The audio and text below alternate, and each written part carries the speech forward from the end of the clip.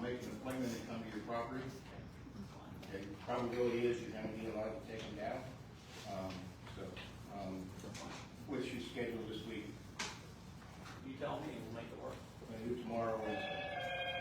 Tomorrow, anytime after 10:30, 11 o'clock? Nelson, right? Yes. Yep, that's another. Thank you. You were under contract when you put the golf course in that you could only take the golf course, only got down so many trees, but you as a private owner, I'm pretty sure that. Well, since this all started, one has already went in the storm Saturday night, so. And I had the insurance on there, once half of them down anyhow, so it's not, it's half of them are my choice, really. Thank you for your consideration and the proper way to do it. Thank you. Also, the second part of that, the contractor in question bought the property from me north of the salvage yard. He was told he cannot take trees down, just in our light conversation. And it's like, I guess he didn't ask me to ask him, but I'm baffled. He wants to build a building Go ahead, continue. and his parking lot on the 15 acres, whatever it is. And he just told me he cannot cut the trees. No, that's Tom Walden. That's correct. And, Tom had a timbering guy who wanted to clear cut the entire 10 acres or so. We have a foresting restriction in the environmental protection zone where he's limited to 1%. So he is allowed to clear an area, where he could build that building. He may not be able to clear as large of a storage area as he'd like. Okay. Now, that's the same rule that's been applied to everybody that is in a zoning district for the environmental overlay applies. So he's being treated uniformly, Okay. consistently with how others are treated. He said he was gonna let a border of at least 10 yards around everything. And That would be too much, but, Jeffrey Easton of Woods and Wildlife Management visited the site after that timbering guy had put a rent on every tree. And Jeffrey provided a sketch of what he could do in the ordinance, and he said he's good when he was Okay, thank you. So there's not going to be one controversy coming here that somebody knocked out a whole bunch of trees. Oh, no. This gentleman knows, he knows what. He was told. Or always could. You're right, always could, but he was informed that it's not supposed to. That's correct. That's okay, that's all over there. As a reminder, folks, name and address for the minutes for this evening. I apologize for that. That's my fault, John. I apologize. I mean, question, I had another question this side, in the back. Ma'am, you got it. Jane Clark, 378 Granite Street. And this is in reference to the letter I sent. I'm asking formally again to pause this process of approval until soil testing can be done on the site and proper stormwater testing can be done as well, stormwater management. And I'm working from the ECS Mid-Atlantic survey that was done on the site. They described the soil composition as undetermined. And my question is simple, determine it. Please study it and determine it. Don't rely on management plans built on unknowns. Tell us exactly what's in the soil. I think that's only fair, not just to the existing residents, but to the people who will be buying houses there and raising children. Also, the stormwater management is of concern, and this comes from the report as well. The report dated May 28th shows that water they encountered on the site may be purged within the fill, and that it's possible because of its proximity to the quarry. So my question is, how can you ensure that the stormwater will laterally migrate, go across? And I have personal experience with this. I live directly across the street from the site in a house that I adore, but probably should never have been approved by this borough to be built. I'm sure that when stormwater management plans were submitted for my home in the corner, it looked very good on paper. However, within 2 years of living there, we've had so much erosion on the side of our house every time it rains. And there is management, there's a drain at the bottom of our property, there's a drain 2 doors down, but that doesn't manage the stormwater, it captures it. After it has eroded so much of the soil, it's almost hitting our foundation. We're experiencing cracks in the walls. Our people behind us say they can see our roof pitching. So I'm very concerned about this. We have a virtual river that runs down Boyd Street on granite every time it rains. And being in the middle where this is occurring and having it come from the other direction or having more storm water rush across the street doesn't sound healthy. And I would just like to see that some kind of plan is made to manage this and anticipate the fact that this is not being built on virgin soil. This is being built on soil that cannot be determined. So it's difficult to project how the stormwater is going to behave. And I would just say that, you're making plans for families who are going to buy homes who have children. They need to be assured of safety as well, to know that this water is not going to be rushing contaminants from the ground, that their own property is not going to be eroded, that they're going to be living in safety just like we would like to live too. Thank you. All right, ma'am, what I'm gonna do is question number 1. I'm gonna give it to Josh. Can you read this for me? Sure. So I have a letter with the concerns in it. The plan is currently under review. As we go through the stormwater review and design, we will take a look at these items as they provide the report. I can't say that we will require any additional reports. We'll require what's noted in the ordinance. Stop for a second. Yeah. Is there, and I spoke to you about this earlier, this board can recommend to the council that there could be some actions taken in the study. Can we do that? Can we do that? If it's supported by the ordinance and supported by the report they provided, sure. And those are all things we would take a look at as we're reviewing this. All right, I can't give you, in other words, there's no way I can give her, there's no way the board, when I say I, the board, that we can give her an answer tonight, is that what you tell me? Not, We can't. not that. But we could, can we push the button to expedite that this does have an opportunity to move forward? Yeah, so all these concerns we'll consider in our review. We'll take a look at these, and we'll consider some may be valid, some may not be valid, some might be standard. DEP may have something to say about some of these. It'll require our review, it'll require DEP's and Conservation District review. So we'll consider all these in our review, determine to what level we have comments or accepts the findings and the design as it says. And we'll make recommendations based on that review. All right, I'm not using this as a weapon to try to curtail this development. All right, I'm gonna use this as a concern because it's still noted, you noted it's something that should be addressed. So based upon what you just told me, do you guys have any questions about what Josh just said? Do you feel the same way I feel about the fact that this needs to be brought up in writing? If the council has to act on this, that we can take action or push action along with that? Well, a couple questions here. If it's in the ordinance and she's addressed it, it has to be addressed by the developer. Yeah, I mean, if there are requirements in the ordinance for and standard engineering practices, it should be addressed. But if it's not in the ordinance and we still want the developer to address it, is that something the solicitor has to make a decision on? Not necessarily. Potentially. It depends what it is. Depends if you feel the concern is valid. We can't just make them do whatever study we feel that they should do with no basis for it. But if there's basis behind it, we can request that they do the study and provide some information. So, with what she has presented and with the timeline that they have now for this project, it sounds like they're gonna have to push this project back.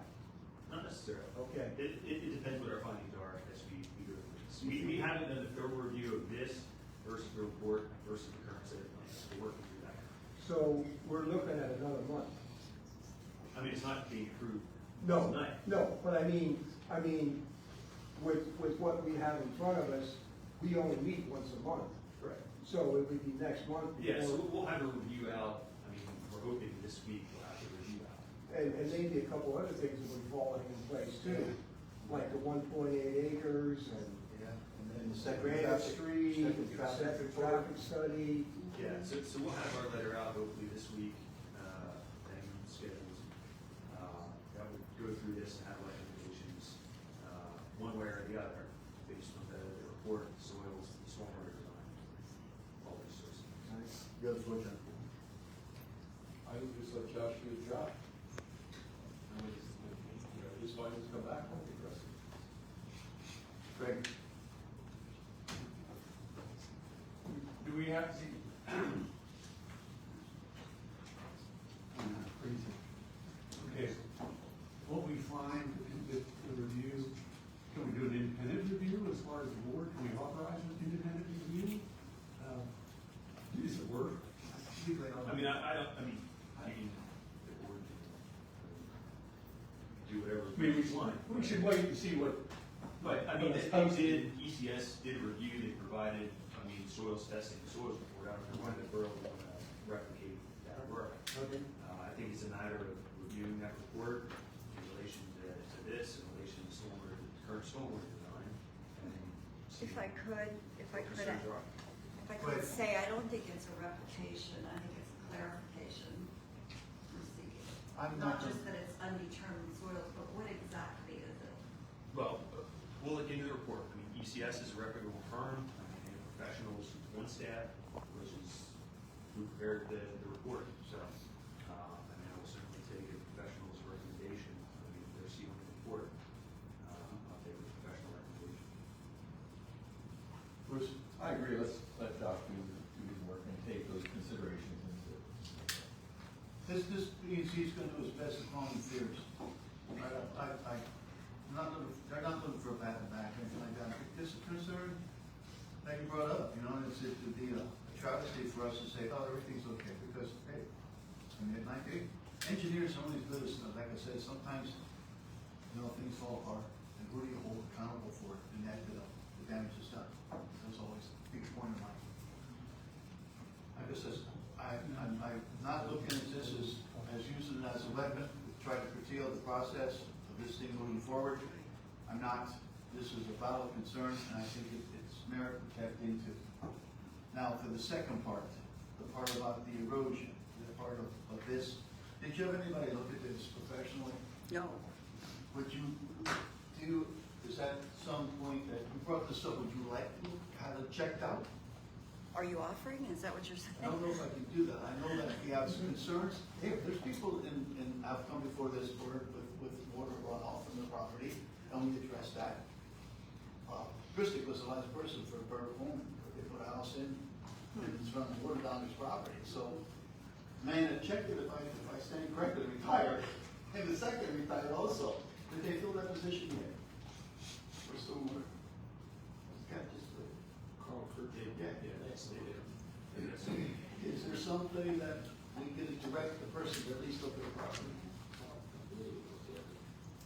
If it's a soil erosion, they could, but I mean, it's a drainage issue, I would say that would be The borough.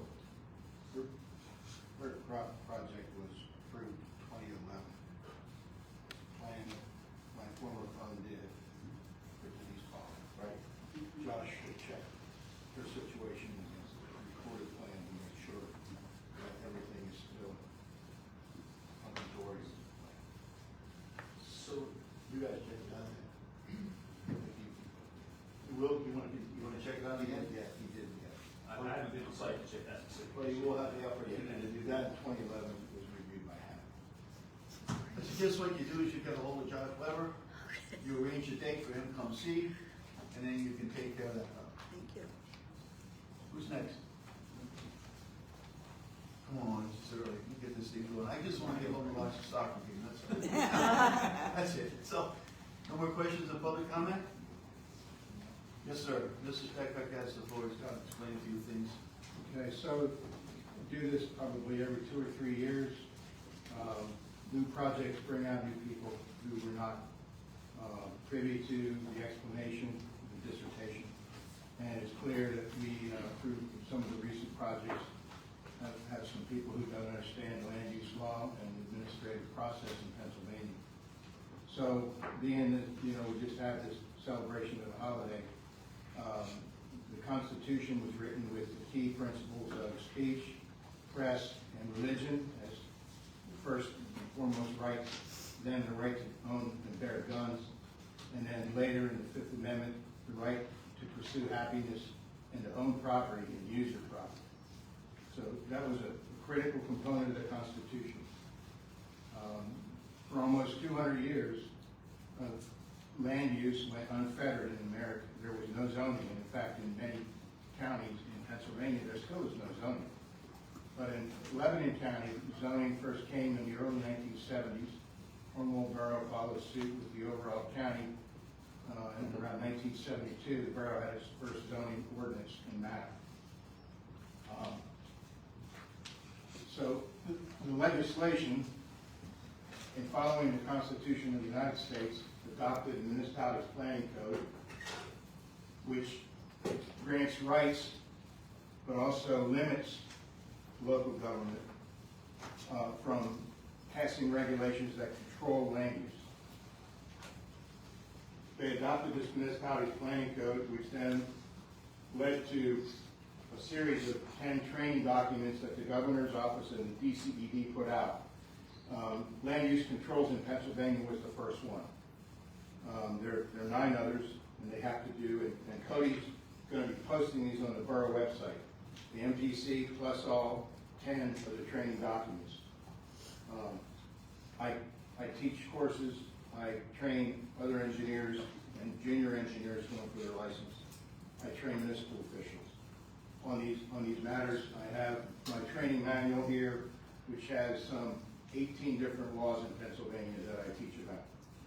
That would include the Sunshine Act, Municipal Authorities Act, Municipalities Planning Code, the Borough Code, the Second Class Township Code, etc. These trainings have to do with land use controls, the comprehensive plan, zoning, the official map, the duties of the zoning officer, the zoning hearing board, subdivision and land development, guidelines for, Bruce, you'll love this one, creating affordable housing. So all these lead to a program and a process. And when you see me at meetings answering citizen questions, I'm defending the process that this planning commission in this borough has gone through over the 50-year period, over 30 years of which I participated. The borough first did a comprehensive plan in 2000. It was updated in 2014, and it was updated again last year.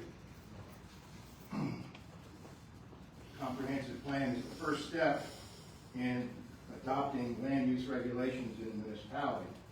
And Cornwall partnered with the other 4 large municipalities in the Cornwall Lebanon School District to have a regional plan, and it contains all kinds of maps, and it encompassed over a 12-month period of many, many public meetings that were held at Cedar Crest High School. And the expert planner from out of the county was hired, someone who no relationship with development, doesn't work for any developers in the county. So she helped municipal officials. And we had a committee from the borough that went. It was Ray, and it was Bruce Conrad, and it was Cody Rhodes. Is there another one? I was there. Greg attended on his own. He actually came on his own. In any case, there was a task force, a steering committee of maybe 25 people from those municipalities and school districts. The comprehensive plan charts growth, makes recommendations for zoning maps. The zoning map, we have an official map somewhere in the borough. It should be posted. So all the different colors represent different land use types. Low density residential, medium density residential, high density residential, forest residential, forestry, agriculture, light commercial, light industrial, general industrial, floodplain, planned residential development, which is a PRD, is what Alden Place is located in. So anyway, the comprehensive plan gets adopted, then the borough and municipalities work on their zoning ordinance, they work on their subdivision ordinance. These are the rules and regulations. And like I said earlier, they're empowered to create rules, many of them very strict, very controlling, limiting on what can be developed. But they're also constrained where they can't prohibit development, and they must allow reasonable things to take place. So, after the zoning ordinance and zoning map is put together, then the municipality does a subdivision and land development ordinance. It's about 104 pages. They do a stormwater management ordinance, which is referenced in the subdivision land development ordinance. These become the local rules. Also, they have their water and their sewer system, their public utility rules and regulations. They have their park and recreation ordinance study, where how much park and recreation land is needed. They're empowered to collect a fee from developers to help pay for recreation. All these reports and ordinances get prepared and adopted. They are now the rules. That is the list. It can't be added to once the list is in place. And it's publicly advertised, it's publicly posted, and all the landowners in the borough are aware that these rules are in place. And this forms this list that I have here on this board, so that when a project is proposed, the review of the project is not a popularity contest. It's not a democratic process. It's Republican form execution of laws and regulations, and you're supposed to follow the laws. And I described the process of developing the rules. The Borough Code, which is also a state laws in place, discusses local roadways and maintenance requirements for permits for new properties to access the roadways with driveways and utilities in the roadways. The Sewage Facility Planning Act requires every municipality to study sewage disposal. It identifies areas where you can use on-lot sewage. It identifies areas where you must have public sewer service. Municipality Authorities Act is when the municipal authority is created. They then control whatever the municipal governing body tells them they control. Most times in Lebanon County, it's a water and a sewer authority. We have a refuse authority, a separate entity. State highway law, they have, just like the Borough Code or second-class township code, the state controls its highways. They have their own rules, which are far more stringent than what a municipality has for its local roadways. The state highways are the arteries of the body, the arteries of the transportation system. So they're treated more special, more stringently than our local roadways, which have lesser traffic volumes normally. And then there's the environmental laws, the Clean Streams Law, DEP and the Conservation District. They have Chapter 105, Chapter 102 adopted by the legislation, putting their own rules in place for stormwater, for wetlands, for crossing of creeks, for boring under creeks, for impacting wetlands. So this is the list. So when a developer has a project he wants to do, these are the rules he has to follow. If he follows the rules, he prepares his drawings, application, his report, he submits it. The municipality receives them and it does its review. It reviews it against the rules. It checks off the boxes. Invariably, the first review, 20% of the boxes are not checked off properly. They have to be redone or supplemented or redone because there's errors. Then there's a second review. That often results in a reduction down to maybe 10% of the comments that have to be addressed. Ultimately, after 2, 3, 4 reviews, the plan will be ready for approval. Now, to add on to this code says this entire process must take 90 days or less. From the day he turns an application in and the municipal governing body accepts it, a 90-day clock starts. And the municipality can't ask for an extension of time. They may accept one from the developer. And 99% of the time, the developers submit a letter offering an extension of time, and the municipality accepts it. So the process does go on longer than 90 days if there's this cooperative effort of give and take one at a time. Ultimately, when the developer has submitted a plan that achieves what the review engineer and the zoning officer and the DEP officials and the LCCD believe is a plan that checked off all the boxes, they'll send a letter to the governing body. It's a clean letter. It says, the applicant has now addressed all my comments, and I believe that the plan meets all the requirements on the checklist in the ordinances, and I recommend approval. Okay. Under the law, the plan has to be approved. You can have a petition where every single resident in the abutting neighborhood signs it saying, we oppose this project and don't like it. We don't want it. Unfortunately, that has no bearing. There have been municipal officials who have, I guess, relented to the public pressure and have rejected a plan based on popularity as opposed to merit. And invariably, it's appealed and it gets overturned and approved by the court. The docket of court cases in Pennsylvania after 56 years of land use law since zoning was enabled are filled with cases where abuses by local officials were overturned by the courts. And it only ends up costing time and money for the municipality and for the developer, and oftentimes the developer is awarded damages and legal fees if there was blatant abuse of his rights. So, residents come and oppose projects. The board here and the purported Borough Council hear you. They may even agree with you. I believe there are projects that every single one of us didn't want to approve in the past. I'm absolutely sure of that. But when they check off all the boxes, the project has to be approved. And that's just the fact of life, and it's something that this Borough Planning Commission has come to accept, and hopefully you citizens will appreciate that now that you maybe better understand the process. Thank you. Thank you. I'll take the first one here. Mike Gallagher, 100 Iron Valley Drive. Thank you. So the guy checks all that stuff off and he's fine. My question is, doesn't the borough have control of the borough roads? Control of what? The borough roads. So I'm saying, with all this development going on, all I've heard for years in this borough is we want to keep the roads the way they are. We don't want all this traffic, but nothing has been done except development. So maybe what you should just tell the public is, we're going to do what we want to do and we don't care about you. Because if he checks all the boxes, he can build anything he wants around here. And you're not going to do any, what are you doing with the traffic? Nothing. You haven't done anything. I've been here 22 years. Nothing. The only thing you did was make H&K from their plant out to 322. You still haven't addressed the problem of traffic in this borough. Well, we are. What? What are you doing? Well, We are addressing the area in my village. We're trying to work with the town water authority to have an alternate route, instead of going down Wood Street, we go behind it. yeah.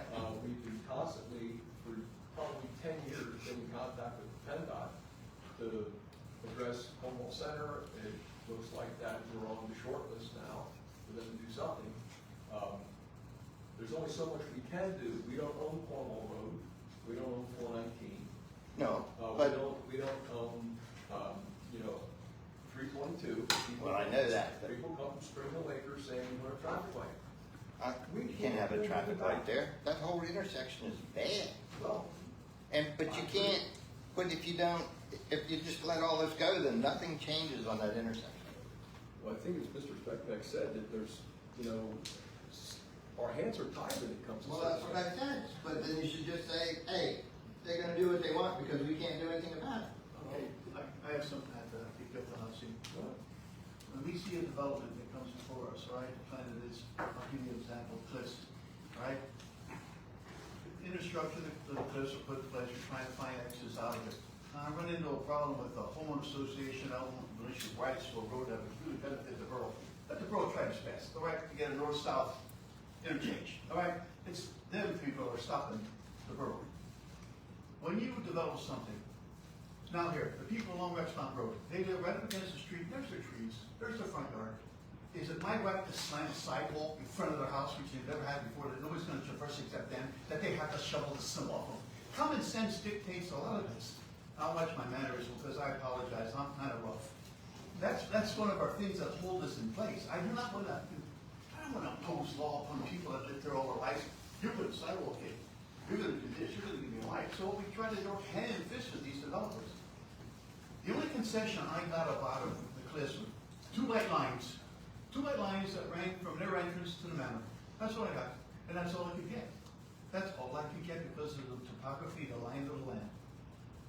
Now, Miners Village is a different animal, all right? We're working right now to try to improve the conditions for Granite Street so these people have a place to park. My biggest fight, biggest one that I'm gonna push for, and I'll bring this out right now so there's no cap in my house, is the fact that we're gonna have a second traffic study done, all right? I know, I'm the same way. Now, I've sat here for I'm sitting here 39 years and 7 months. 39 years and 7 months, and I've seen a lot of it. That second traffic study, when that comes before this board, I'm gonna pick this thing apart. And one of the biggest weapons we have is safety, traffic, road concessions. Now, when they put the stone crusher in, when HEK came in there and put the stone crusher in, we held our feet to the fire from that stone crusher till 322. That road was improved. Yep. That baby was fixed. So we are improving roads. We're trying our best. Now, with this development that's coming at me at the Knoll, I'm gonna fight like hell to get that traffic out of Miners Village. I'm gonna introduce 52 homes, 52 families that are gonna on the same dog stretch that's really tough to traverse, and I'm not gonna win nothing. Now, if I get that second traffic report, and that indicates that I need road improvements, I'm gonna push like hell from this end of town, and this point is due, to get that road to run from Boyd Street out around the back of Miners Village, and I'm gonna call it a bypass. So I don't care who don't like it, I'm calling it a bypass, because it's bypassing the village. That's what I'm gonna push for. Legally, I'd ask these people, I can try to do that. All right? Yeah, you told them to do this, I can do that. I'm not trying to oppose any more harm to Mr. Weiler's project, I'm not. But if I can get that road through, we have a problem with E-Town Port Authority, which I'm gonna ask this man to verify because he has some information in that, because they hold certain parts of this puzzle. Can't move ahead, so it seems like we're standing still, folks. It's like the news. You watch the news and something new comes on this week, you forget about what happened last week. That's the way this project's going, and it's starting to work on my nerves. I want to see this thing come to an end. I want to see it work. I'm going to do my damnedest to push it so it does work. That's it. I mean, because, obviously you see the guardrail down there on Boyd Street all the time, so people are like, why? Oh, and you can't fix stupid.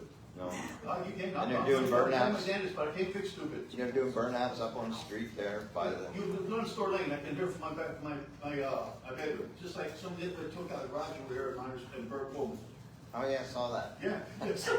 I see another telephone pole. We came home that night. I go, oh, look at that. So like I said, I'm sorry, folks, you can't fix stupid. But that's the biggest thing, is you can't run a city on a count. No, but I gotta pick my battles. When I say the board has to pick its battles, ones that we have the right to fight, and ones that we don't get the borough sued. Like I said, I can't stand this man just throwing mud against the wall constantly saying, okay, clean it off. No, I won't do that. I told him day one, development's coming to the borough, it has to be done responsibly. I'll hold his feet to the fire as well as the people that live here, that they just don't conjure up, we're looking for the box turtle again, because I went through that with HEK. Yeah, for 8 years we looked for that box turtle again, we couldn't find him. Son, bugger hit so well, never found that turtle. But for 8 years, 322 never came about. Well, and the borough's looking into these humps, which we're hoping that's gonna help slow things down. And honestly. They will. They will. Honestly, with traffic enforcement, you guys should all be talking to your representative, Slagle. I think the borough needs radar. And I talked to Slagle in the past, and they can't get radar, they can't get this out of the committee, because there are lobbyist groups like the Automobile Club saying that it's gonna be a cash cow for the borough. But they got things figured out that you can't get more than 10% in. But if you can, I don't know a lot about radar, but cops gotta stop at a place, set these pins up, and With the radar, you pull over, the gun's calibrated, you shoot the gun, you pull them over, you got the ticket. Right. You can do it with a camera. These inner cities make a fortune doing it. They do, they make a fortune, they just sink it, Bill. Yeah. Yeah, go to court to defend that one. Especially when it comes to New Jersey, you're going to Virginia just for a second. Oh, look, I got a letter from New Jersey, oh, they owe $280. Done that, did that. I think we're the only state in the country that does not. I mean, I believe. You have something to say, please. Yeah, there was discussion at the council, like, on a borough-wide traffic study. That's it, we are doing the second traffic study. I'm gonna hang my hat on that second traffic study. If I see something that supports road improvements, I'm going back. Then legally, I won't hurt the individual with nonsense. It's a safety issue. Road improvements are big, folks. It's something that, better than just two white lines. And if it's gonna improve that development in the Knoll where, hey, you can swallow 52 new homes if you have another way out. I can take even more development there responsibly. You can do it. I gotta get the traffic out of the middle of my village. That's what I'm stressing, that's what I'm fighting for. Bruce, you have anything to say? On the AWA? Well, let's go ahead, run with this thing, so I'm gonna get to the agenda. Well, let's start with the AWA. I was in touch with Austin Calamane last week, told them our decision regarding how to pay for the studies. They are perfectly in agreement. They want a written proposal from us, which I am prepared to give. Talking with Cody, though, he felt that we should wait until tomorrow, at least, because of the possibility that there will be a garage brought forward tonight that might have impact on that bypass. So if everything goes well, I will send that tomorrow. EAWA has told me they want to negotiate this as quickly as possible. And that proposal is, you want to. Run that through the public again, tell me exactly what it is. We have proposed to them that we buy two small tracts of land, both on the west and east side. One is on the Burr Cohen side, one is on the Miners Village side. Both of those would allow a bypass to be built that would eliminate a lot of traffic congestion. They have agreed to negotiate with us after we agreed to put some money up for studies that they might want. We agreed to do that, and now they're willing to proceed as quickly as possible. They're allowed to, in other words, they're gonna let us pay piecemeal. Yes, if we want to, or one solid chunk, whatever they want, I said we will do either way. And that was the motion that council passed. All right, so there's nothing to come from this board to expedite that? There's no way at all to expedite that any faster. They're willing to go as fast as we can go. All right, we gotta hold somebody's feet to the fire, because like I said, that's a big piece of the puzzle. We need it done. We need it done to give this man satisfaction so he knows what he can do and what we can accept, okay? They will get an email from you tomorrow if everybody's agreed to that, indicating that we're willing to go. That's your council, not us, that's your council. I think council's okay with it. It's just a matter of seeing what happens tonight regarding that garage that's being proposed. Well, we'll talk about that. Right. That's- Okay. But okay, I don't know why it's gonna hold something up. Well, I think Cody just wants to be a little cautious. Yeah, there's no way, I'll talk about that. Let's get another one, but I'm gonna move to number 7. But let me ask you this, commission members. That 1.8 acres that we were looking for the bypass, whether it comes or not, it's not gonna hold up these 52 lots. Well, that's something we might be able to talk about, Joe. That's something that might be worked out in details. I'm gonna find out exactly, road improvements must be done before development starts, or else we can try to get some kind of a deal with these people that we talk to them that we can do both at the same time. But construction's gonna come in and it's gonna come out. So I don't need the construction coming up through the Center Miners Village. Understand that? That's my opinion. So that road is imperative as far as I see. That thing goes in, you know what? When H&K was here, they were gonna put 28 homes on Silver Alley. All right? They had another 28 to put on the other side of Silver Alley. So we struck a deal with them. They put the road in first, and we gave them 28 houses so they could work the deal out together. That's what we did for H&K. If you people that live in Miners Village, we don't know that because it's so ancient history now. But it was part of that, and that's what we're gonna do. We're gonna try and swing the same kind of deal if we can do this, that we can work with this gentleman. You know, you got an 18-wheeler hauling dirt and stone up through the middle of the village. Well, I'll tell you what, I'd be open arms. And where else is gonna come? It's gonna come through the golf course. And I'm not looking to do that either, folks. You know, like I said, if it comes in 322 down Boyd Street, I'm right there. And then get that road built, get this bypass in. I'll give them more than 52 houses, I can tell you right now how to do that. I've seen that second, third plan now, and I saw 135 houses, the first plan, 135 houses, they have done 52. And it mirrors the western side of the village and the historic beauty. That's a big plus. You've got room, before you can get out the yard, you find you're in the other guy's yard. That's something we'll discuss in the future. Now, you guys have anything else you want to throw at this? You got EWA's on the line, I've got a question on this because I'm gonna start moving forward in the agenda. All right, item number 1 in the agenda is 304 Boyd Street. If you want to I know. approve the minutes. Minutes. Oh, thank you. Thank you. You have to announce this. Make a motion to approve minutes. So moved.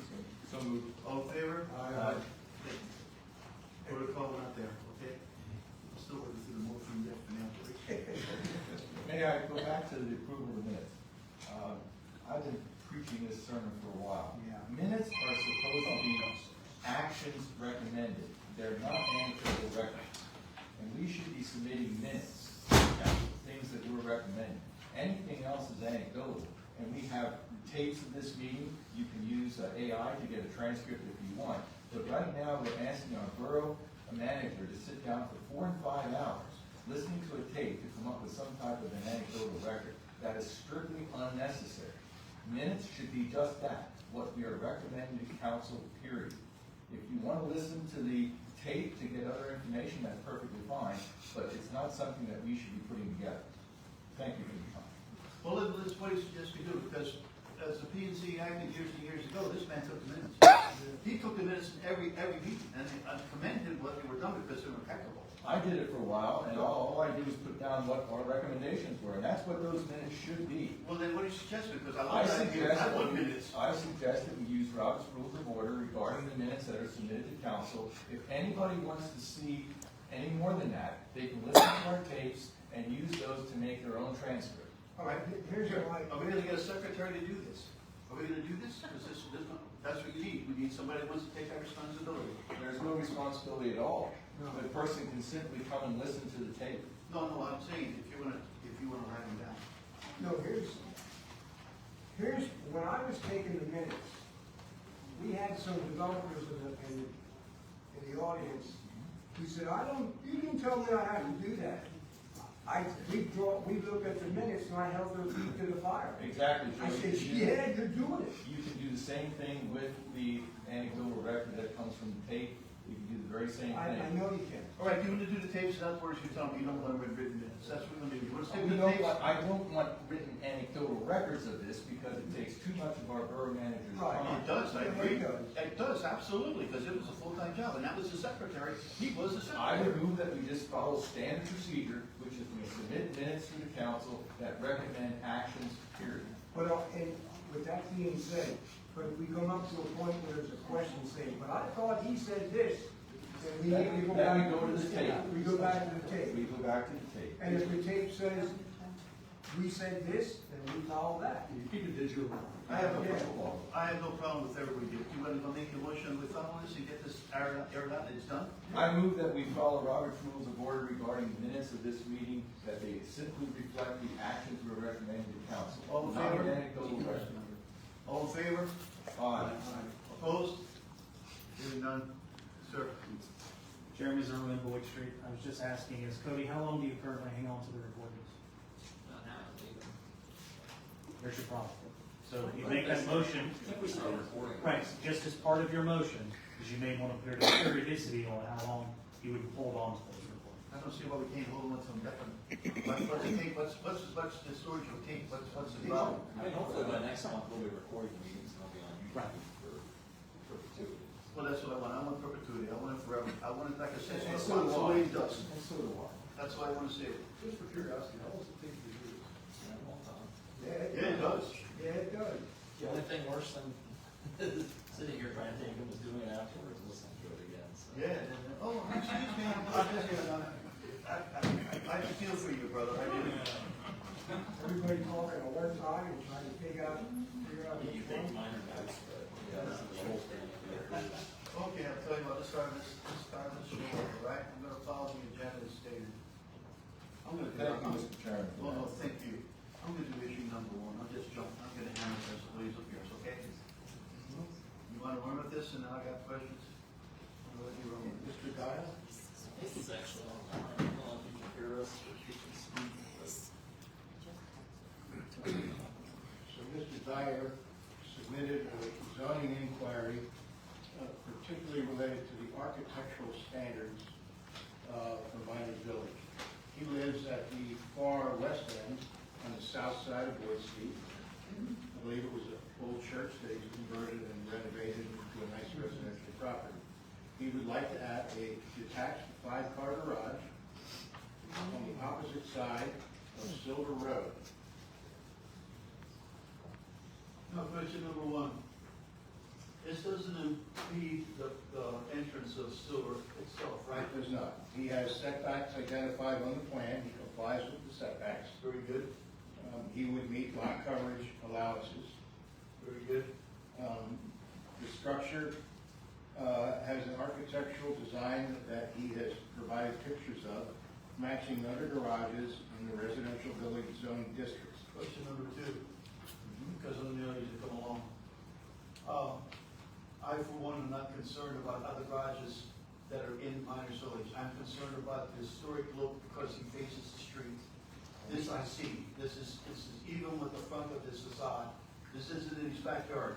Those are the backyard. Lean-tos, the 512, 412 pitch, the block building, that's nothing historic. Nothing. If this guy's sitting on the front part of Miners Village as you come in, this is my take on this. You see this, and that's the part you defend historically. You defend the front of the side of that house.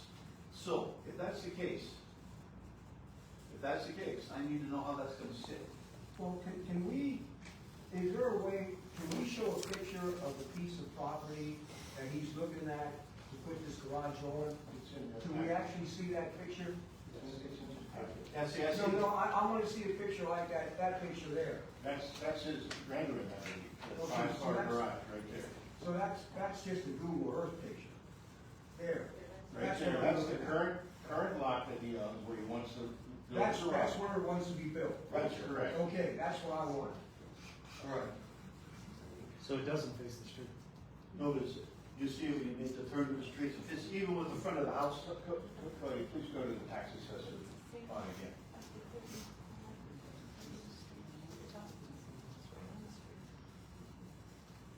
So he's facing Silver Road, but he does not abut Boyd Street proper with that particular lot. Okay. EAWA's land lies between his lot and Boyd Street. What's that second parcel there that's squared off on the left of it? That's where the garage would go. That's That's where the garage is going? Yes, it's Okay. So he does not have to do the historic overlay recommendation. Well, let's go back. Cody, can you pan down to the east end of Myers Road?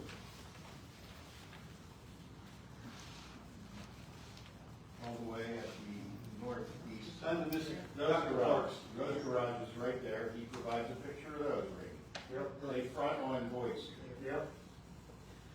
Now, they are older. They were grandfathered in before the historic district was adopted. Correct. Correct. Okay, so they were grandfathered in. So they're in the district? They are in the, and there's also one in Burke Coleman. Grandfathered in, do you understand what grandfathered means? Okay, the ordinance was passed that it changed the ordinance that anything built that faces that Boyd Street or anything that you see from Boyd Street in the face of a property has to have an historic overlay. That's to protect the people of Miners Village. And they told pitch roof. Now that's grandfathered in, so you don't go back and tell those people, we gotta tear it down, so it's grandfathered in, so naturally, they're allowed to have them. Now, if he's gonna build this is something new, then this is something that has to be looked at. And you have to get a feel for what you're gonna see now. If you wanna hold people's feet to the fire that live on Boyd Street and they have to make their house in sandstone, then I'm not gonna go to slam a garage down at the bottom over there. When you make the turn and you look at it, it doesn't conform. Well, is that building he's proposing in the historic district? Yeah. Well, certainly is. Okay, so we wanna see, Well, this is the point that we're gonna make here. And each one of you guys can have your own opinion, all right? Now, I'm gonna, on the advice of my engineers, all right? Not just my opinion, I see this thing transpiring. So they can tell you how they feel and what the law protects him in doing this. If he meets those setbacks and everything else, he can build that garage. Yeah. There's no problem there. It's just the idea, is the historic district. So does he have to match that, or are you gonna let him slide in this? No, it's gotta be aesthetically, Well, this is the point, we're gonna hear, we're gonna hear what has to be said. okay, go ahead, Jeff. Well, your position is we should apply the architectural standards to this garage because it's a new garage, and that the old pictures of the old garages have no bearing. And the way it faces, now I know it doesn't face Bush, you understand, but the corner is, you see it, you see it, Bush didn't you traverse the road, so do I? Out of respect for the people that live there, do I wanna step on there, make them jump through the hoops, and all of a sudden this guy's right in the gray area, and then he can put the garage up naturally, but why can't, if he wants a 5K garage, then make it match with a stone facade and an 8-foot pitch? That's what I want. Well, that's fair then, you've granted your decision, Yeah. I will not. No, wait, I have 3 other members, so, Okay. Bruce, you lead off. Well, first of all, is that required by the historic district where he's located? It is fine. Do you feel it is good? I'll look at the overlay map, and if it falls in where the map shows, yes. If it falls within that, then I'm in favor of making him apply, yes. Great. I agree. John. Would he have to only put the stone facade on the front, That's it there. the rear and the 2 sides? That's it. Okay. See, this, Eric, you just put a bunch of holes in Burke. Even though the one side does face 4th Street. I understand, that's the rub, okay? It's the idea that, you know what, we gotta, when I remember when we made Miners Village historic, and you know what, put a pill to shove in somebody's face, you know? Hey, you lived there all your life, now your house is historic, now you've got responsibility to make it look good, sandstone, limestone, and everything else with a neat tall pitch. Or, okay, you know what, that's kinda out there, you know, people do things like that, so we gave them their backyard, so they had the right. In their backyard, you know what, you can live normal. And we only made certain areas in the borough historic. You know, Ray Street was another one. We took Rexmont off the hook because of Brick Road, 1856, but I'll tell you what, it's a nightmare. The same with Goostown, you know, that's a nightmare. Yeah, but you know what, Joe, I call it DMR, bare minimum requirements. The houses on Granite Street, I'll say it again, that they built are nice. Yeah, people say they don't fit in with the rest of Miners Village, but, you know, I'm telling you right now. We held our feet to the fire when we did that. We did. To me, it brought up the neighborhood. Yeah, me too, because I'll tell you what, it's like it's next door, but I'll tell you what, it's still historic. It's not the brick, and it's not sided, it looks nice. You have a question? I mean, Okay. I'm saying, do we need to go that far or just a garage? Yes, Joe. Here, I'll give you a situation. I'm gonna give you a situation. When the PZ was chopped apart, and we lost our rights, and that was done one part, there was a man that lives, he lived right across the Medley store, I can't think of the guy's name, but he built a lean-to garage, anybody with a lean-to garage? Mr. Lehman. Mr. Lehman did not conform to our laws. And it got to the point where he actually came in here and was in tears, not tearing my building down because I can't afford to do it. Yeah, the county planning screwed up. That's right, county plan, because we were exempt from it, so that's what I'm saying. And you know what? That was something that, okay, we cut him a break, okay, we cut him a break. County planning screwed it up, we're not tearing down your darn garage, and it's there now. So that's the skeleton that hung in the house. This is here now before me, I see this, so, okay, I'm not being hard-nosed towards that Mr. Dryer, not at all. He has the right to build that garage, and I want, he meets the setbacks, okay. But there's a historic overlay that he's gonna have to find out, that he's gonna have to conform to. If that's the case, you're gonna check into it, bring it back to us? Well, the way the process works is he submitted an inquiry to me, the zoning officer. I'm supposed to give him my determination, my interpretation of the ordinance. Very good. I told him this was one of those gray areas that I would seek direction from you, but ultimately I'm the one who has to issue the determination. So I will respond to him now, telling him he has to comply. If he's in the district, which he likely is, and he has to comply with historical overlay regulations. Okay, you guys see it? I'm sorry. So the question is, I mean, my point is, I want more than just the front of the garage. I don't know how the rest of you guys feel. Well, he doesn't have to do. Am I going too far with this? Yes, he doesn't have to do the back. Okay. He doesn't have to do the back. Oh, I'm not saying about the back. Well, okay, I misunderstood you, and I What about the sides? well, the one side, that would be considered in the back of Wood Street. Might be a little slide there, I would do just 2 sides. I would conform to the 2 sides that you see when you make the turn. Smitty? Well, his house is clapboard. The first three houses on that side of the miners' village are not sandstone or limestone. It's the old Mennonite church. Yeah, It's but clapboard listen, wood. same as the East Center Miners Village. It's brick and siding, but it's still classified as historic. So what I'm holding the feet to the fire was the main stretch through Miners Village. That's sandstone, that's the historic end of it, that's the course you're gonna follow, that's the law, has to be set, to follow as a standard. I understand that, Smitty, that's the point you made. I'm following Miners Village itself. I held their feet to the fire when they came with this 52. I asked them for more space than 135, and they conformed to that. They gave me space, and that, on phase one of the knoll, they gave me space between the houses, and it's gonna be nice. Lick and stick stone, it won't be just clapboard and something thrown up that, stands the test of time for 20 years and it falls apart. Well, and the other question is, we made this decision on what the facade looks like. There's 52 homes, we have to make that same decision. Absolutely. Okay? Yeah, they know about that. That's all that, and Josh is crunching the numbers and everything else to conform to that. They know about that. Do you have any questions? Jeff, just a question about the bypass. This new garage has no negative impact on that. We can still put that in with the AWA plan. I have to look at the topography. It certainly reduces opportunities. I guess what I'm asking is, should I be responding to the AWA until you do that? Let me get back to you tomorrow. How does it, I'll get the how does it code. reduce the possibilities? We never Yes. talked to Mr. Dyer about acquiring. I don't understand about this. Listen, the only thing what you're telling me is this the case? If Mr. Dyer's not going to sell his property, that's publicly known, and he's not going to, all right? Now, if I understood right, that did not impact it but the 1.8. We have a sewer easement that runs along the bottom of that, right? There's enough room to do this. Now, the only way you can contradict this is speak of the domain, and you have to lay the law down in this generation and say, hey, what, we're taking your land, and I oppose that. I'm not taking the man's land. Okay. Well, what I'm hearing is Jeff is gonna get back to me just to make sure everything is okay. Well, I understand that. But it should. I don't think it's going to, I really don't, because if that's the case, and I don't know how you can even stop that if If outside it's in the no domain. problem, AWA will get an email from you. Are you gonna wait for his phone call then? Yeah, I'll wait for Jeff to get in touch. Your question? It's your question. So Jeff, on the garage, it's, what's the size of the garage again? 5 5 bay. That's pretty big. So is that macadam? I mean, is the driveway itself gonna be Yes, macadam? he shows macadam going to the front of it. Okay. Yeah, no, it's almost McCall right now. It's his parking lot, it's the parking lot area that was part of the parking for the Mennonite church. Well, across the street, yeah. Yeah, it's, like I said, 75 by 25. sir. Is this the same parcel?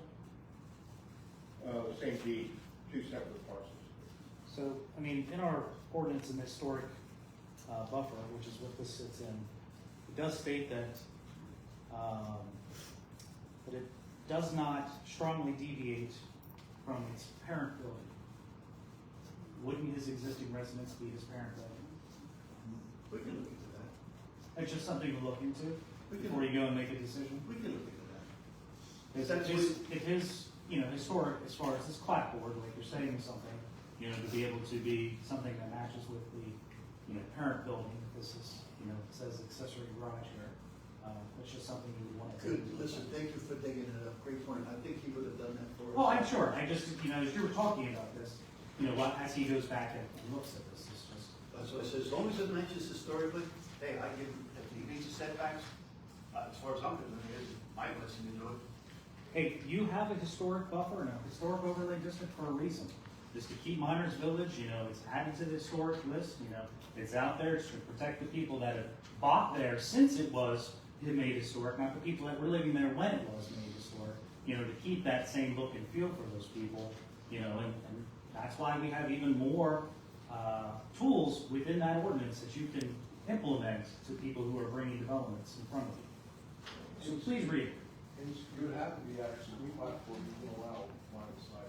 Yeah, well, listen, he'll give us a report. Listen, I like what you No, did. and that was the only reason I brought it Listen, up. I like the fact that you pull it up and you can pull us on the carpet with that. I like that. I respect that. I really do.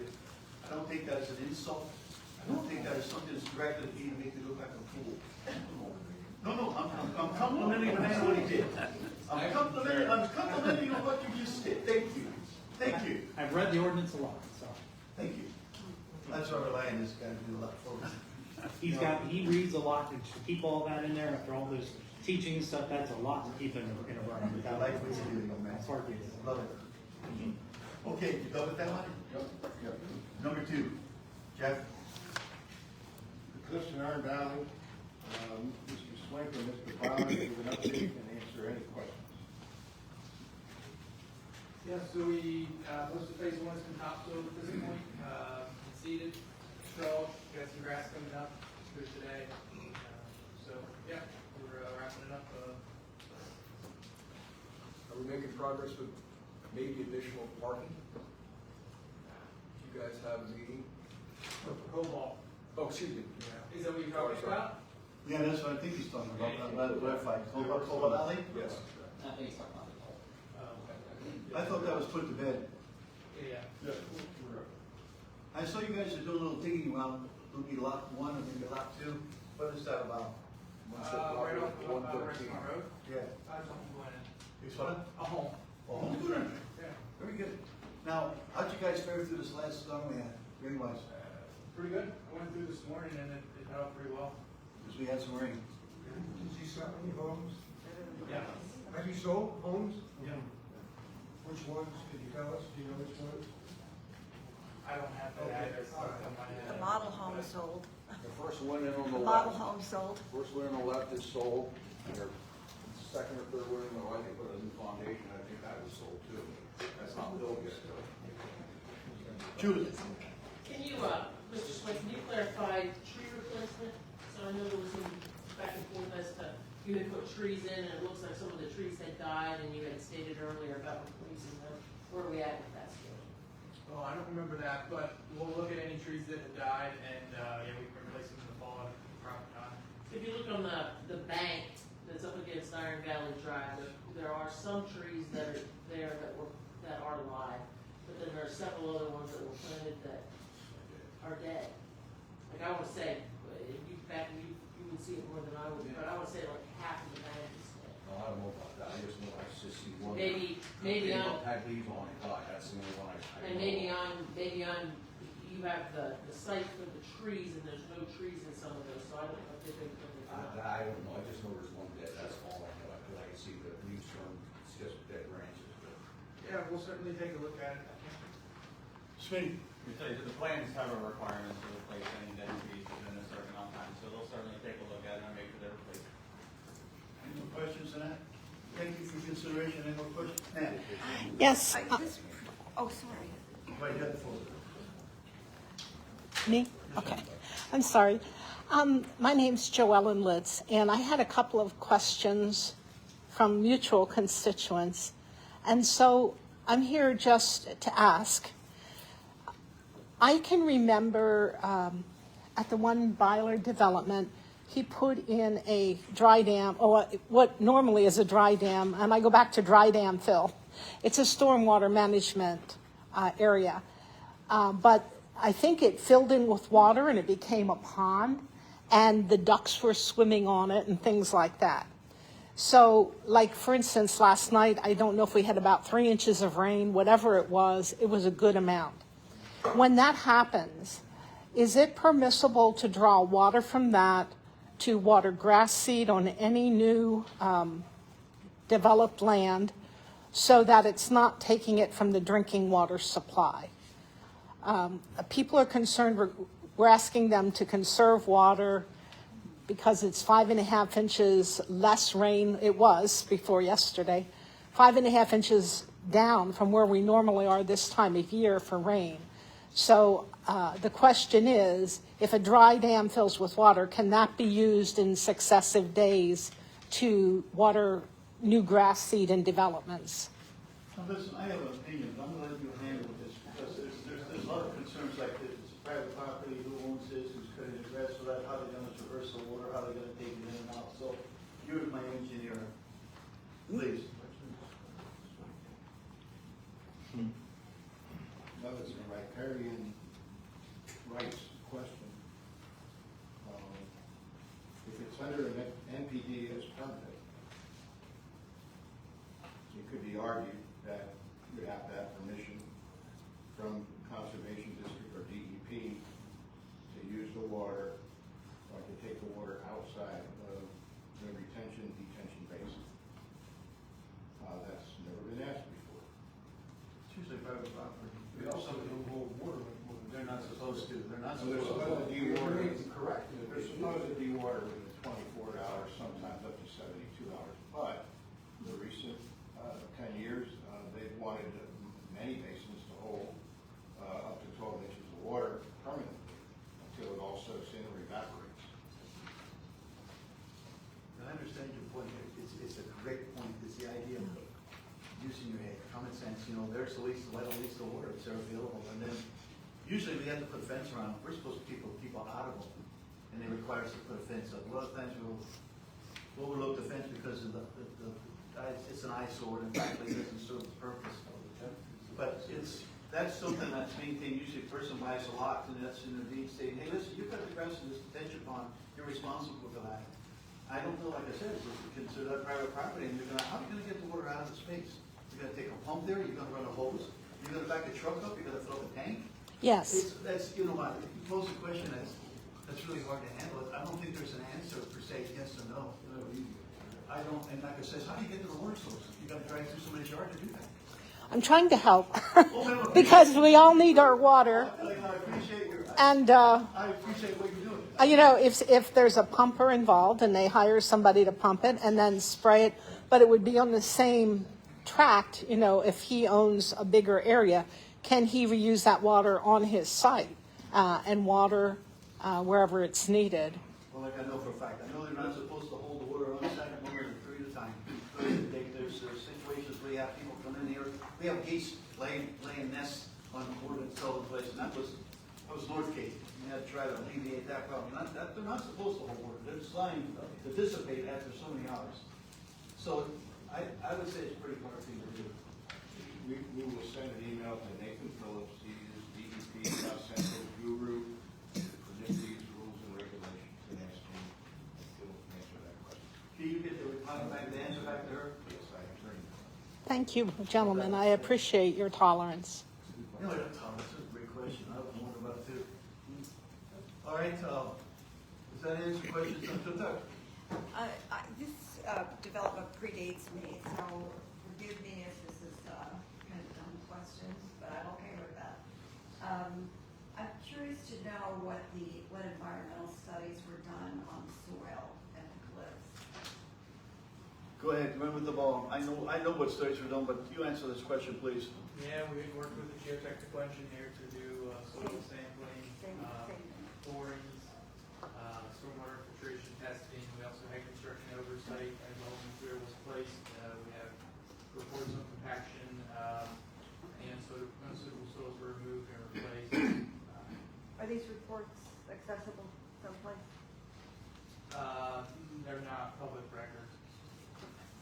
I mean, any report is part of the land subdivision would be available with the borough. It's available.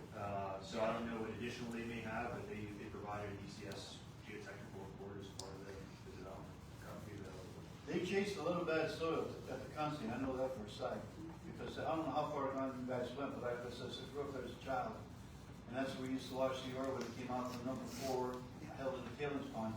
And that bore was washed and it ran to the first pond in Goostown, then to a second pond which has a house on it now, and then to a third pond on the other side of the street. And then it was discharged down the road. I know for a fact that they did. That's one of the questions we'd asked them when they were proposing this thing.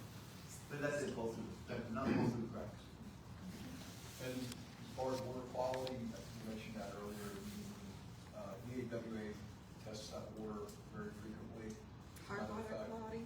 No, I'm not. It came up somewhere. Somebody else maybe. The town does test the water frequently, and actually the water quality, Mr. Conrad can verify that the water quality is excellent. It's almost drinkable the way it is. That's at the pit. We're talking about the cliffs now, but that's okay. I appreciate what you said. That's right, but it does, that water does not come in contact with the cliffs whatsoever. Oh, you never know. You're right, John. Water runs downhill. All right, any more questions on, got any more questions for all the cliffs? Number 3. Northern Iron Valley, the deep grass streets status. So, I mean, we discussed this earlier this evening, the plans are under review. Talked about some of the environmental concerns, EAWA. So I believe the item that wanted to be discussed tonight was the layout of the street, at Granite Street regarding widening and parking. I believe there might be a couple options there proposed. Two or three things. We held a special meeting for, more or less than I don't mean, I'm not being ugly when I say it's a pitch session, it was a concerned session, and it was handled well, and we got a little dicey at times, but we came to the understanding that what we could possibly do, asking what was allowed, you know, what concessions that we made, all right? I think it was productive. I felt like it was productive. For my other three members, they weren't entitled to be there because it would have been a public meeting and we didn't want to do that. We didn't violate the Sunshine Act. So if I understand right, two of my members for sure had a special meeting this morning concerning Granite Street. Is there anything you want to add to what I just stated? You two guys? What you saw? Well, I think this morning we came to the understanding there would be a couple of options that these folks could look at, and we are going to give those, is it 8 residents, 8 different folks? We're going to give them a chance to respond to those 2 options and tell us which one of those 2 that they like. And they will be given a certain amount of time to do that, and then we'll go from there. That's not going to happen tonight then? No, not yet. Sketch 1 is on the screen right now. Yeah. So This one is on the screen. There's two options before you this evening. This is number 1. This plan represents parallel parking on both sides. The light gray area represents the existing pavement on Granite Street that will be utilized as part of this design. The dark gray is additional new pavement. Like I said, parallel parking on both sides and 90-degree head-in parking on the lower right portion there. Totaling 28 parking spaces on this option. If you want to jump to the second, I'll get into it and just give you the difference between the two. You're going to overlay entire Granite Street, right? You're not going to piecemeal sort of split. You're going to take the whole top. It's going to be all done. Sure. Yeah. What we heard last Monday was there was a lot of concern about work being done close to the existing homes on the north side of Granite Street. So we were proposing to stay away from those. What are you going to put there instead, grass?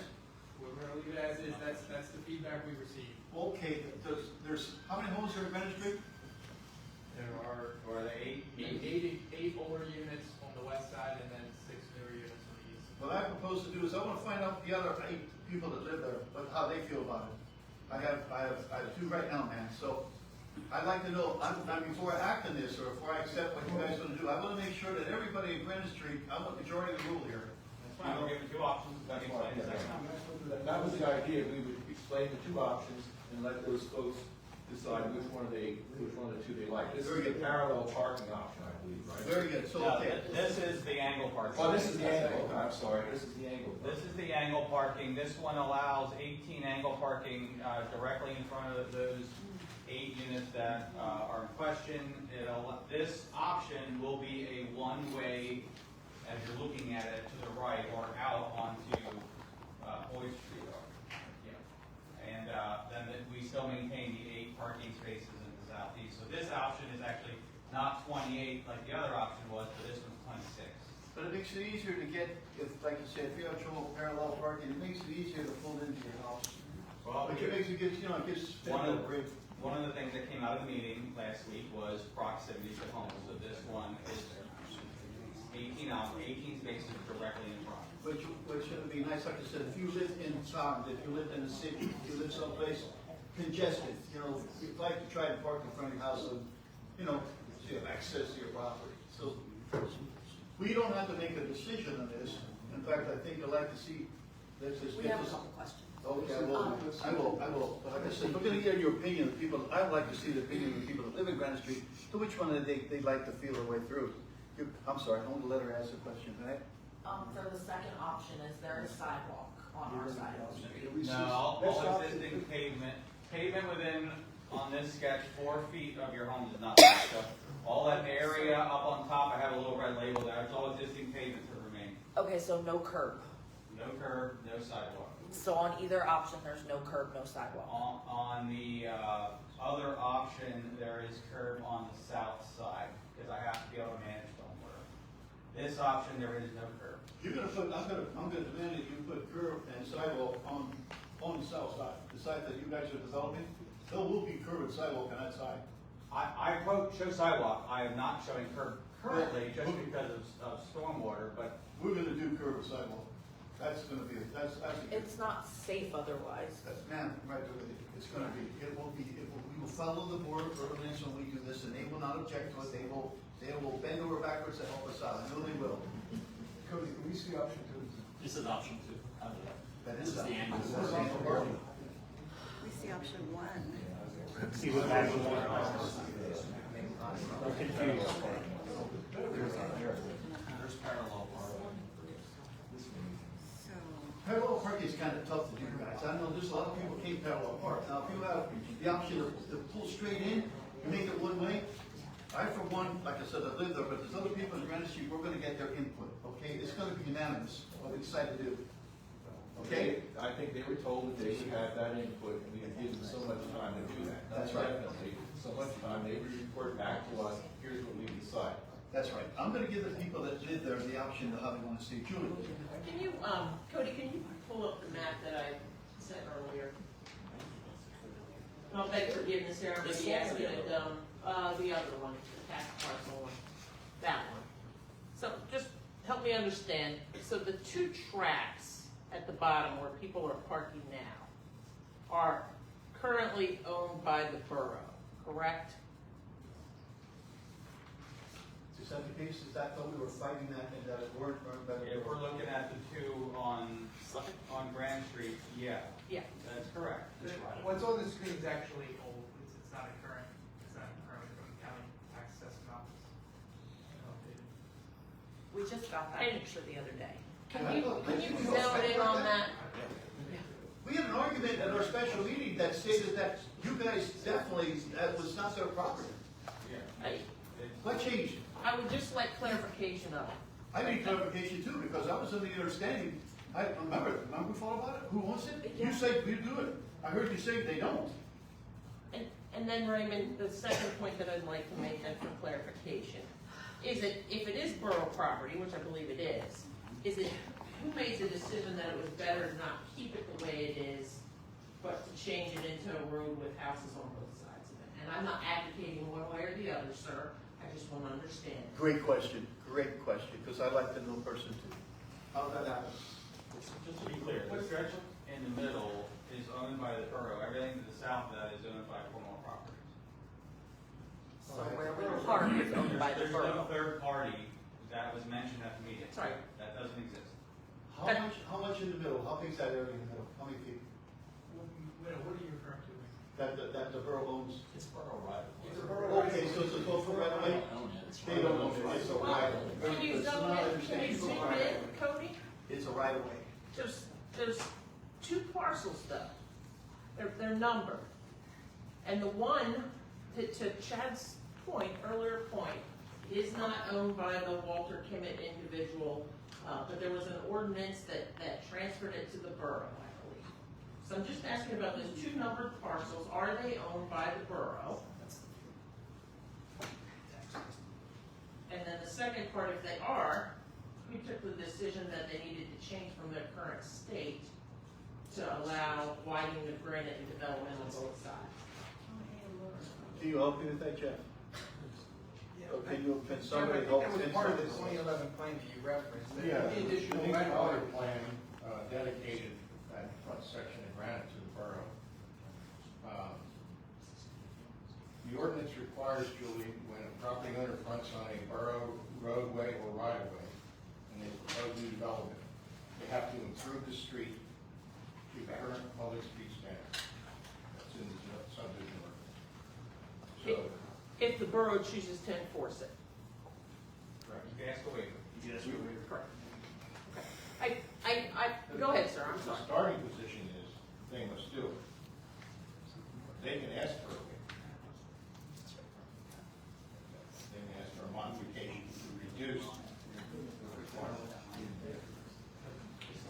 So then in terms of, and not looking for any action tonight, because really just trying to understand it, if we pick an action item to determine who owns those 2 parcels, if they are indeed parcels, they look like parcels from the map that I've seen. Yeah, so the tax parcel map online, if you go to the Lebanon County parcel viewer right now, if I support my phone, those 2 parcels are not shown as 2 parcels. They're shown as connected right away to Boyd Street, going. How did that change from the time the other map was pulled?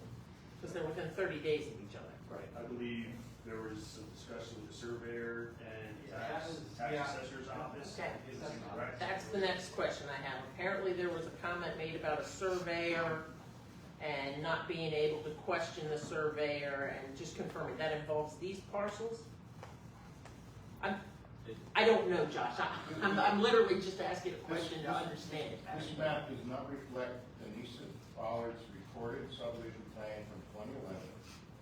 Behind 375 Boyd Street, those 6 new townhouses, the alley back there was completely vacated. It's still shown, on this map, and it's existing, and it was closed. When was it closed, do you have an idea? 2011.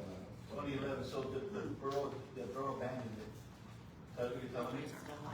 All right, I know the borough abandoned a number of alleys because they didn't want to maintain them, they don't take care of them, so they grow in disarray. Weeds, asphalt turns to mud, and that's what you have on back of Brick Road. So you're saying it was called copper, Just a part of it, not the whole thing. not the whole thing, so the rest of copper still exists, just that little part? Yes. So, I got a question. The fact that this is transpiring the way it is, I see this as an improvement to Granite Street and your parking. You people, on the other hand, see this as a violation. You park there anyway, exactly, right?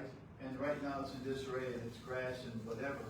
So Well, if it's this not thing- in disarray, we take care of it. Ma'am, I didn't mean that, okay. I mean, you do, but it's grass, right? It would be grass and love and it It's rains? gravel. Gravel. Yeah. So if this plan is approved the way it states now, you don't lose your parking. In fact, I see it as if it's gonna be an improvement with asphalt, and it's gonna be widened to the point where you can shovel snow off that instead of off the grass. So I see it as an improvement. Am I wrong in stating that? I don't know. You know what, I respect your comment, I do, but as I sit here with common sense No in my comment. mind, I think that would be an improvement, and that would actually improve my house, that, I'm not driving through the mud with my F-250, you know? I'm parking on Technically, the side. road would be improved, yes. Yes, ma'am. But I do not think our parking situation would be improved. Okay, that's something I have to muddle through, so I need to get a handle of this, of who owns what, because I was told differently. I was told that once those surveyor stakes are in, that tells the story, and that's the way that attorney stated to me. Okay? So generally how the process is gonna work, you're gonna do a subdivision land development. First thing you do is you have your survey go out and survey the property. To do that, they're gonna go pull the tax parcel maps, all the old deeds, the old ledger sheets, they still exist, and then they're gonna go do the survey, the field work, you're gonna bring it back in, a professional surveyor, is gonna calculate all the property lines. There are a lot of times where deeds, adjoining deeds don't match 100%, so he's got to do the calculations, he's got to do things that his license allows him to do to determine where this property line should be based on standard surveying practices. That's what they did on this plan. And I think that's where the discrepancy came in, is when you compared what the professional surveyor said the property line should be, the tax parcel map at that time did not match. Went back and investigated the 2011 plan, determined what the issue was, then the surveyor at that point called into the tax assessment office, had a discussion, they agreed that it was not correctly shown for the 2011 plan, and then that's when we updated tax map. So it's generally how it happens and so happens. I don't know if that gives you any peace of mind. I don't understand if that gives you guys any peace of mind. Josh, it's also understood that the tax parcel map online should be taken with a grain of salt. It's not, it generally represents partial ownership, but the lines, I mean, they should be taken as accurate. They're not exact. They can be shifted a couple feet up to several feet, 25 feet. That's a lot of money. A lot of ground to take away. You actually take away from people. No, it's just a representation. That's all it is. The tax parcel map is an aerial view with GIS data overlaid on it, and it can only be so accurate without having your survey done and all that work. So it's an approximate representation of how the parcels would be. Well, help me with this, the long and short of this, to give me peace of mind, do they have a legal right to claim the land? Do they have a legal right to claim that land? No. Well, first off, Solicitor Cleary would advise that adverse possession is only determined by the court, not by the local government. I shared documents with all the council and planning commission last week.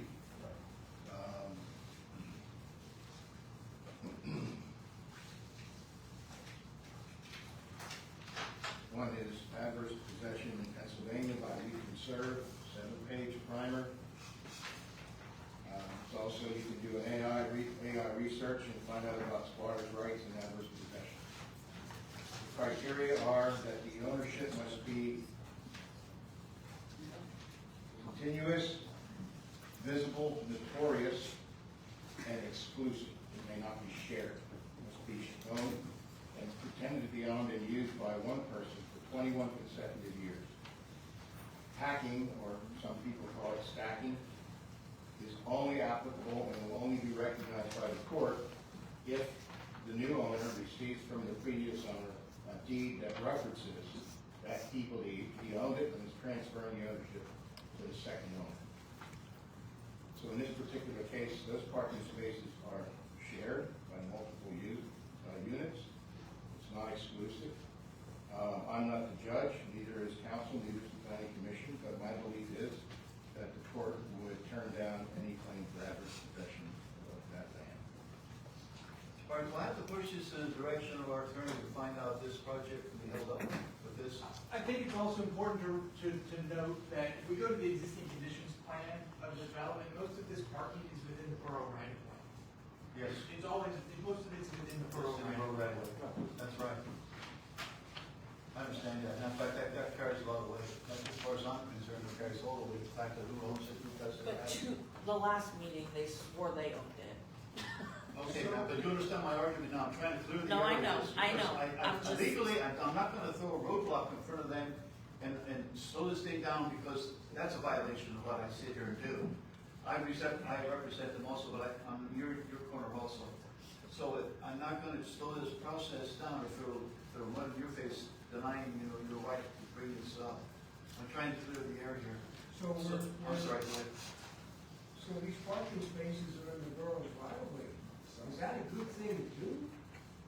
That's the same. So the ordinance basically requires the adjacent roads to be improved to current borough standards. That would be 30 to 34 feet wide, curving sidewalk, that will be a standard road, no parking. Here, I believe the options are given because of the current situations to see maybe there's a better option than what the standard ordinance requires.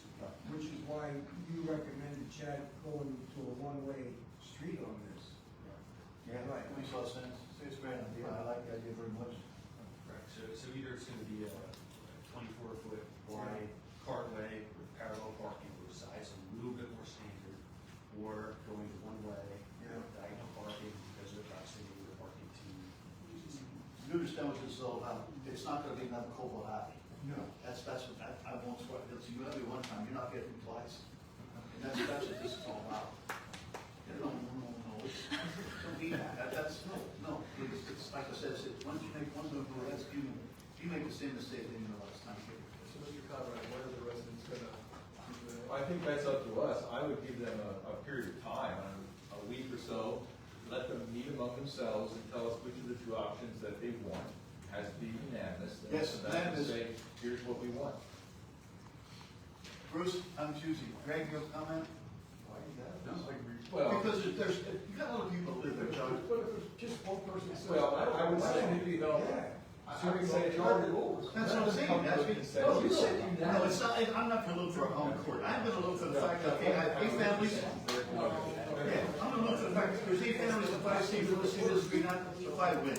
I think they indicated they could come with consent. Greg, you have a comment? No, I agree. John? Have a comment on it? You got the floor. Just to and I had mentioned this before, but some of the residents are here, other people in Myers Village. Anybody that's ever owned properties where parking is scarce, people invent their own parking, or people that are in, let's just say, the newer development, the Knoll, as far as this is deemed public parking, it's, gonna be in the right of way, as far as to let the people know who are gonna be there. Is this something that's gonna be permitted, by Cornwall? If it's just gonna be first come, first serve. But again, the other people that are in the other ones, the last plans I saw, we talked about an HOA as far as, the rear alleys and stuff would not be public. So, anybody that comes and visits anybody at the Knoll is gonna most likely take up some of these parking spots. So again, you're just gonna have a lot of arguments over parking unless you can do something in order to Answer the question.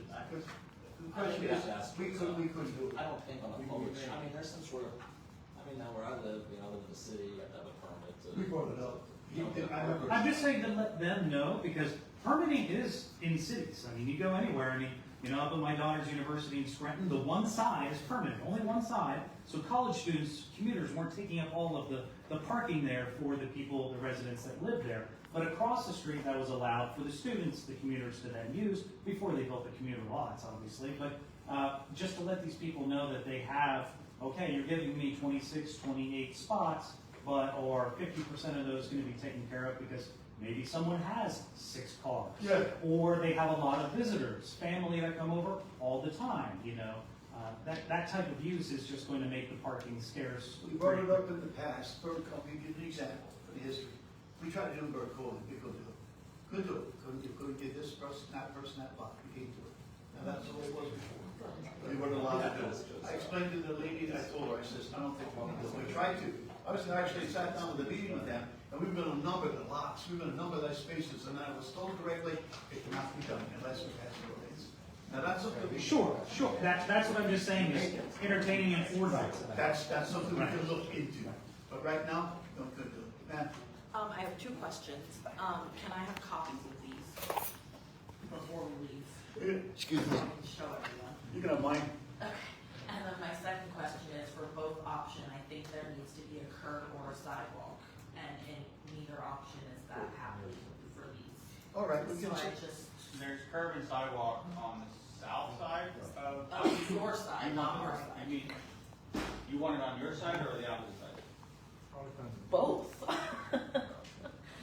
We need to have something in front of our house to keep it from getting hit. No, we show curb and sidewalk on the south side of the other sketch, and on this sketch, we show sidewalk on the south side.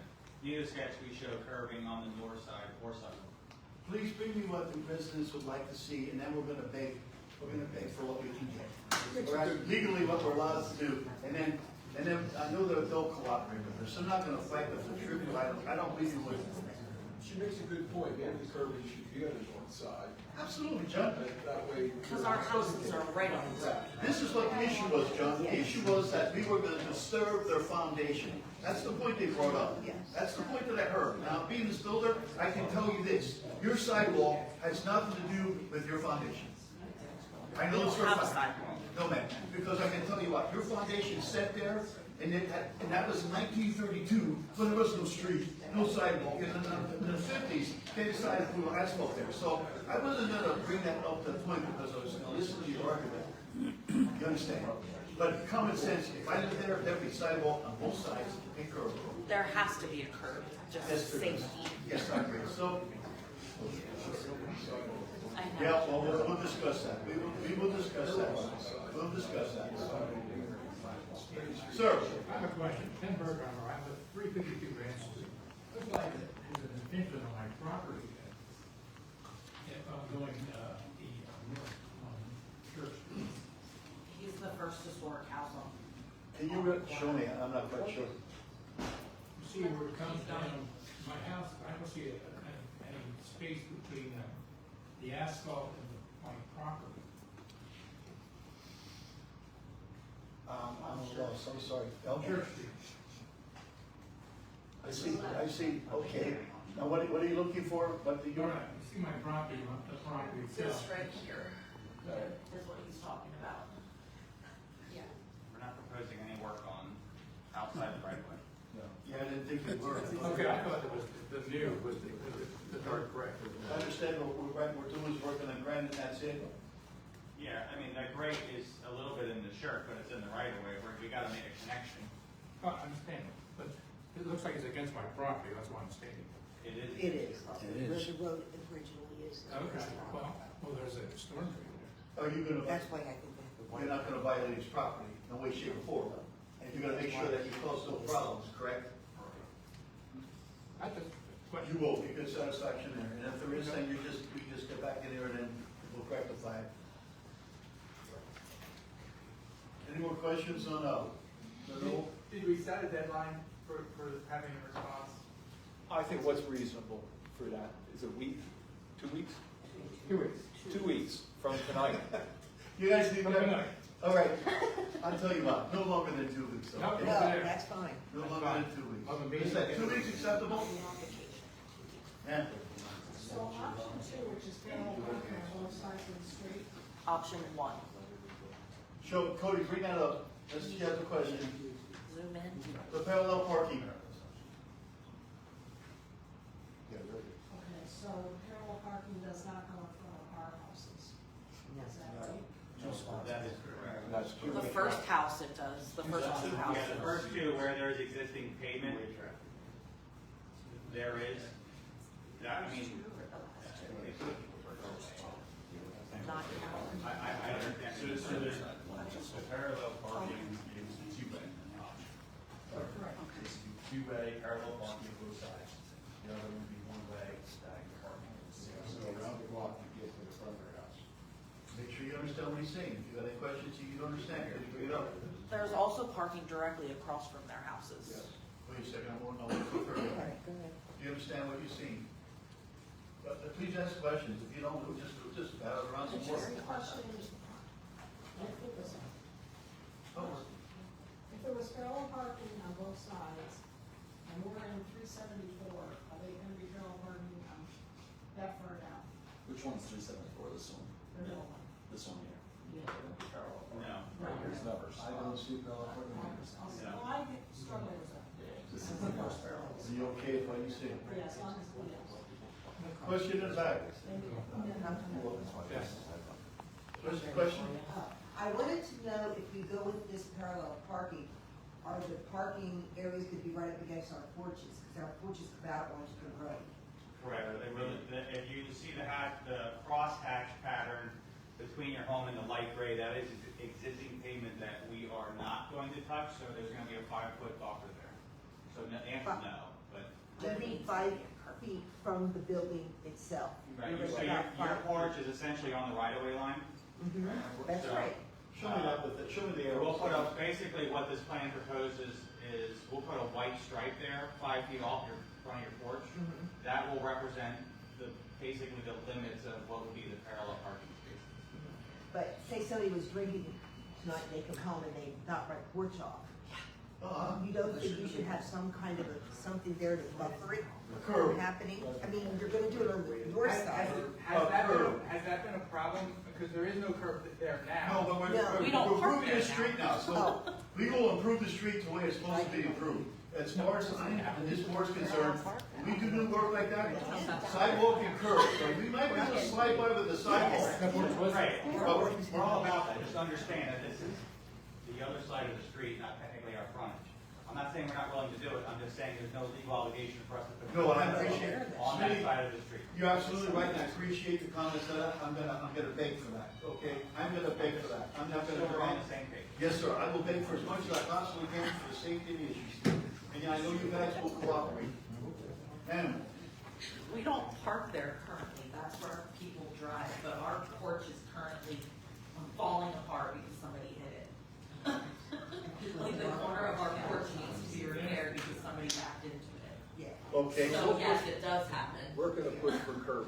we're gonna do the curb, man. We will do the curb, and they will. I know in my heart they'll follow through, because it's a safety issue, and they don't want to cause grief for you guys.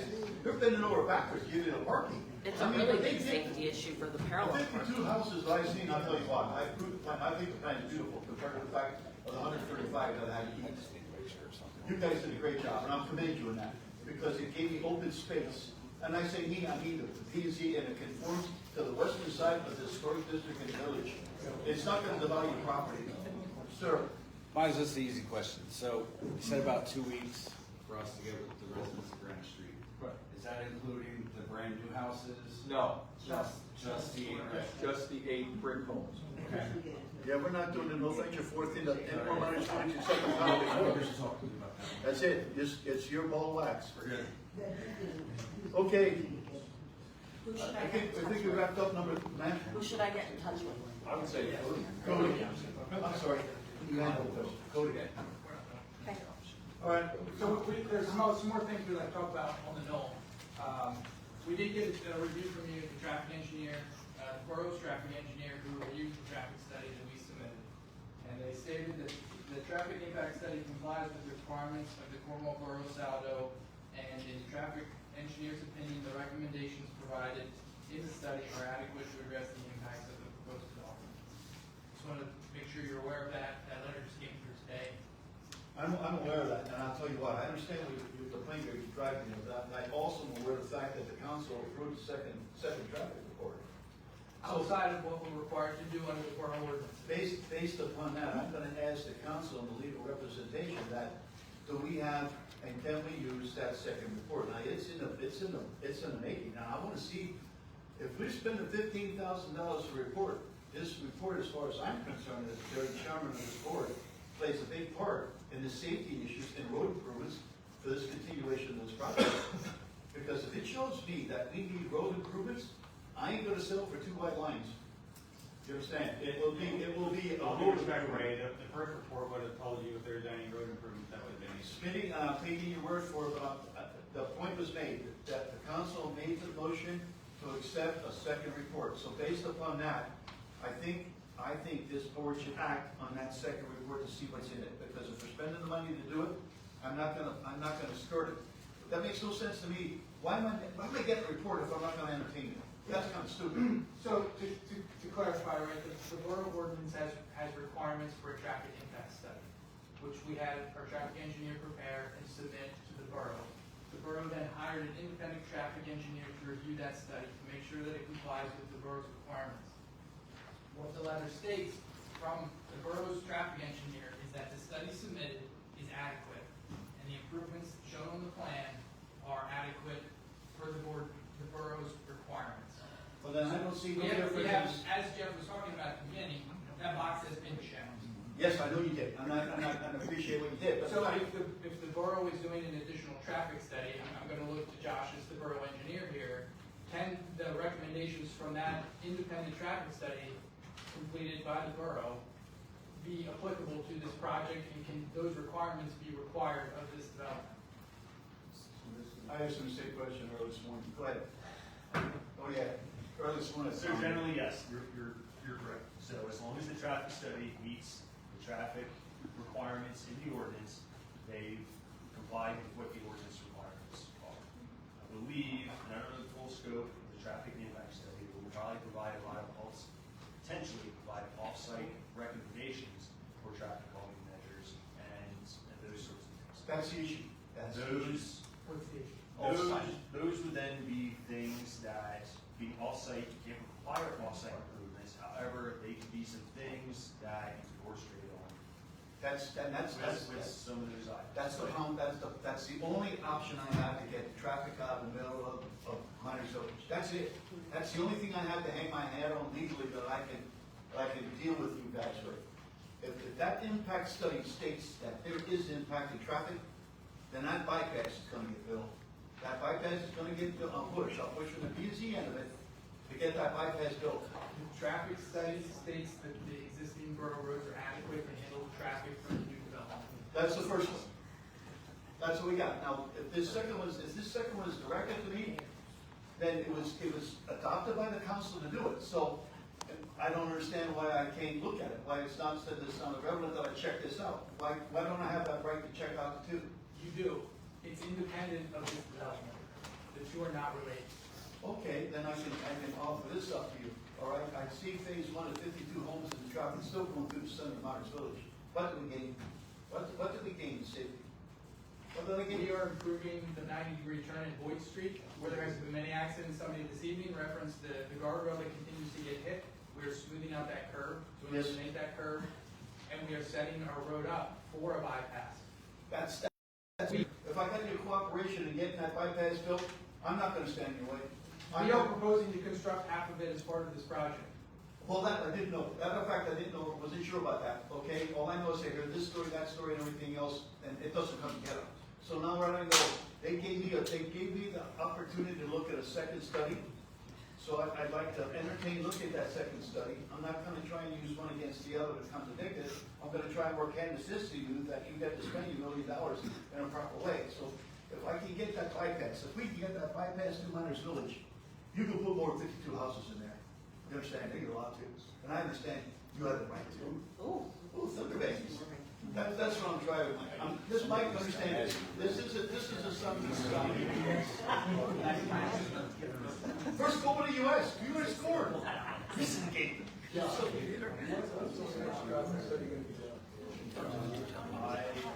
Well, I checked into it, Justin. I tell you, it's still, you guys are still kicking it around. You guys didn't even pick a person to do it yet. No, that's not, I can update on that. Very good. Give it to me. So we narrowed down to 3. One of the council members has a child that works for the one. So based on that, felt like we needed to take that firm out of contention. There are now 2.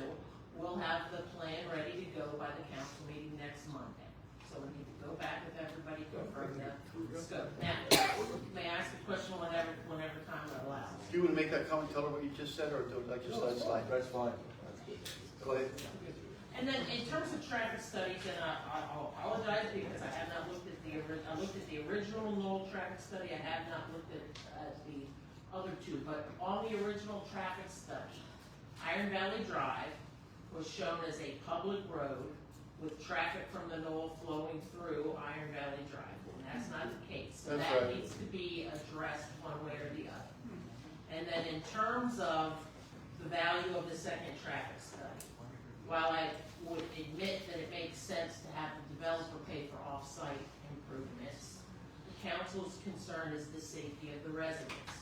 So if that traffic study turns up safety concerns, regardless of who's paying for them, I feel like we need to know about them at the initial stage. Exactly. I'm sure all of you agree. Right there with you, right there with you. So I got this second report that you people have spent $15,000 to do. I think it's a big piece of my puzzle. I'm not trying to slow down your project whatsoever. But if it's something that shows merit to safety and evaluating the traffic that goes through the center of the Miners Village, and I know you're working with me in this to get a road around, this project will move along.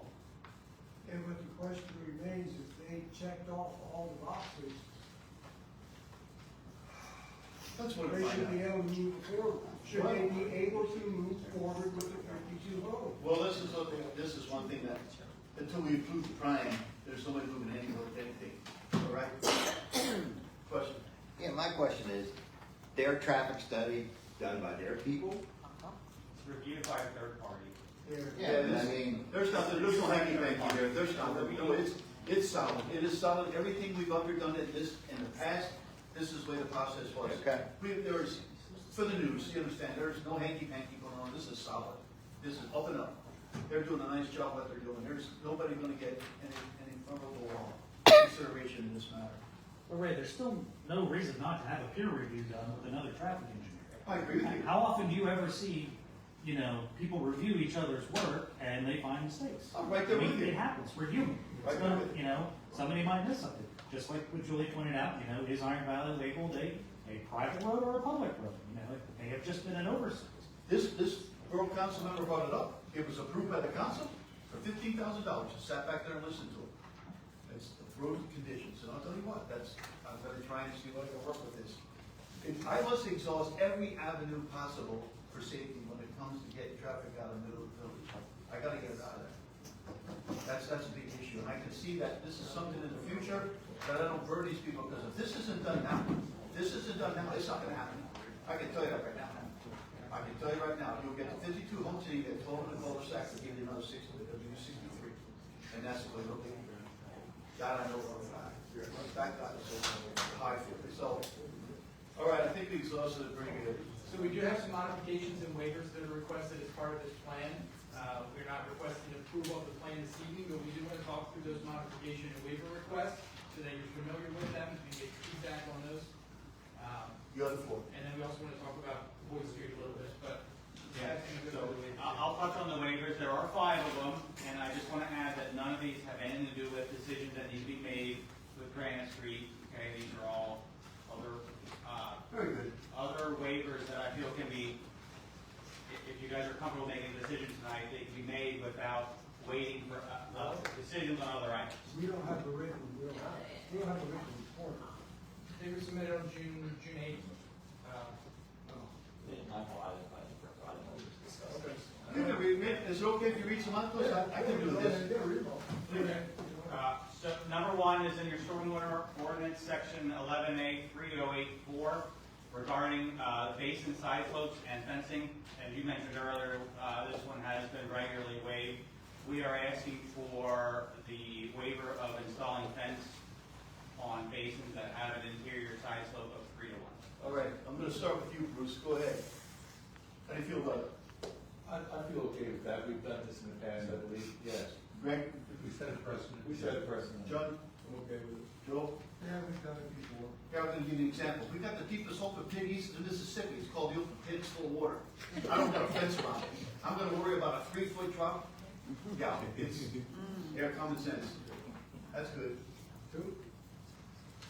Number 2 is, again, in your stormwater ordinance. Your ordinance requires a minimum pipe size of 18 inches.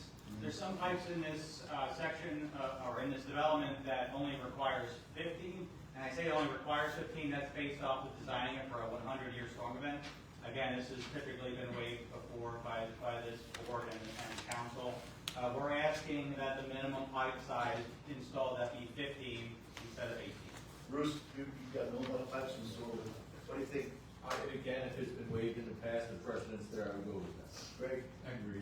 John? Agree. Joe? I agree with it too. In fact, I asked the question, if it fails, you guys are on the hook to fix it. Yeah. Remember that, that's the point I asked. If it fails, they're on the hook I to mean, fix it. just for what it's worth, it meets any requirement that DEP would require or PennDOT for their road design. Meeting the 100-year storm event. As long as it conveys the 100-year storm event, 15-inch pipe is very Yes. standard pipe Right. size, as long as 15 is the minimum. I just said, as long as you don't get it to 200, and that then it says that there's pain, sorrow, then we gotta just, who's gonna fix it? Do we do that, do you know, Chad, do we do that with Cornwall Junction? Pretty sure. I believe. Yeah, we did it for the cliffs too. Correct. We did it for the cliffs. And to be quite honest, 15 is very, very common Yep. to be a minimum pipe size in other municipalities. As a little kid, you can fall from this, I know. Number 3, also stormwater ordinance. So this one, the 2-year rate post-development flow versus the 1 year. I'm not going to read this verbatim. I'm going to explain to you what it means.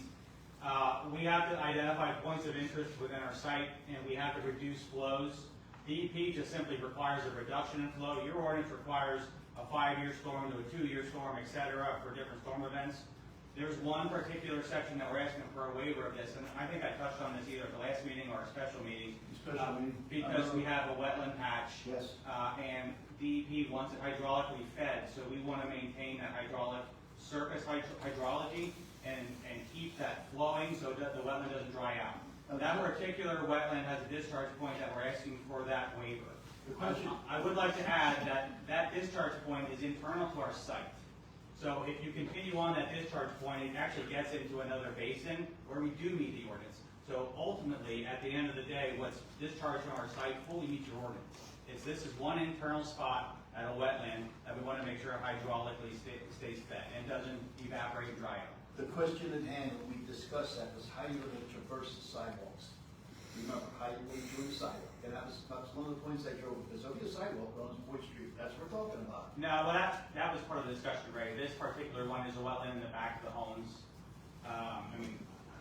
You don't have to bring it up. Okay, so It's not near, this isn't that patch right there. This is not that patch. Okay, then I stand corrected. So, Yeah, that was part of the discussion, Ray, but this isn't that particular item. Very good. So is this just one basin? This is one basin's discharge point out of 5. And like I said, it's in series with another basin. This discharge flows into a wetland, Right. which that wetland, if it overflows, flows into another one of our basins. That basin's discharge meets your reduction rates. Okay, it So just doesn't start. regardless, leaving the site, it meets Right. the ordinance. Right. It's just that we have to identify this one as a point of interest, as your ordinance suggested, as DEP suggested, and that we don't want to meet that rate reduction because we want, the idea of DEP is to maintain, you have to determine if it's ground fed, surface fed, what type of wetland it is. This one is heavily surface water that's fed with this one, okay? We want to maintain that. I have no objections to this one as long as it's maintained when it leaves the site. I agree, no objections from me. Good for you, engineer. None for me. Done good. Next. Number 4 is the installation of concrete monuments. Again, your ordinance is a little outdated on this one, as many ordinances are in the county. Requires a high frequency of concrete monuments. As you guys know, those are 3 foot. Today's survey technology, really, I think we proposed, well, otherwise would be 30 to 40 of them, 3 or 4, which establishes your right-of-ways, but with GPS technology and today's just frankly modern technology, it's kind of an outdated requirement. Again, you guys have, we put in 4 of them to establish some right-of-ways, but this has been another one that's been particularly weighted. And these will be just the concrete monuments, so all the property corners will still be pinned. That's it. Pins. Right. So I think this is reasonable for the size of the lot. Yes, we waived this in the We past. waived this in the past. No problem. Our precedents. I'm good. Joe? Okay, and the last one is in your subdivision land development ordinance regarding the installation of street trees. Before I get into this, we are not reducing the amount of street trees required per dimension. It's because of your ordinance requires them to be spaced every 40 to 60 feet. So whatever that number is, we are proposing on the site in some capacity. Is that the requirement says they need to be spaced between 40 and 60. Sometimes we're at 70, okay? Maybe because there's a street light there, or alleys, or what have you, utilities, okay?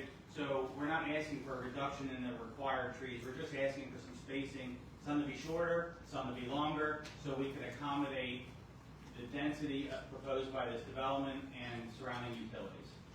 Bruce? No problem. Okay. No problem. Area space is okay with me? As long as you're getting the number required. Right, we're not changing, Side by side. I want that to be known, we're not asking for a reduction in trees, we're just simply asking for an alteration to the spacing requirement. Josh, you'll follow any of this. That means common sense. I mean, as far as, like I said, you might. Just things to make sure we're not blocking streetlights or Yes. Fire hydrants, hydrants. utilities or hydrants or, right, that's reasonable. One more thing, if you'd like to discuss, putting on the favorable plan or not, the bill plan. Along Boyd Street, the right of way is a bit variable. You're coming down Boyd Street from 322, if you make the hard turn and start going north to Miners Village, the right of way gets wider for a section on the right and left sides. There is some grade change in that area. I anticipate that's why the right of way is variable there. I'm not sure what the reasoning was, but it is adjacent to our property. If you go to plan sheet 7, it depicts it very clearly. What we're proposing is to vacate a section of the right of way in order to provide a 60-foot wide right of way adjacent to the property. Help me with this, Josh. Because, well, I heard, gee, Is this it on the turn? Is this on the turn? No, you really gotta see a plan to It's further past, understand it. understand it. I'm gonna need a crosswalk in there too for the kids to go from the park to the new development when that happens, okay? There's gonna be a native crosswalk through there someplace. Go to plan sheet 7.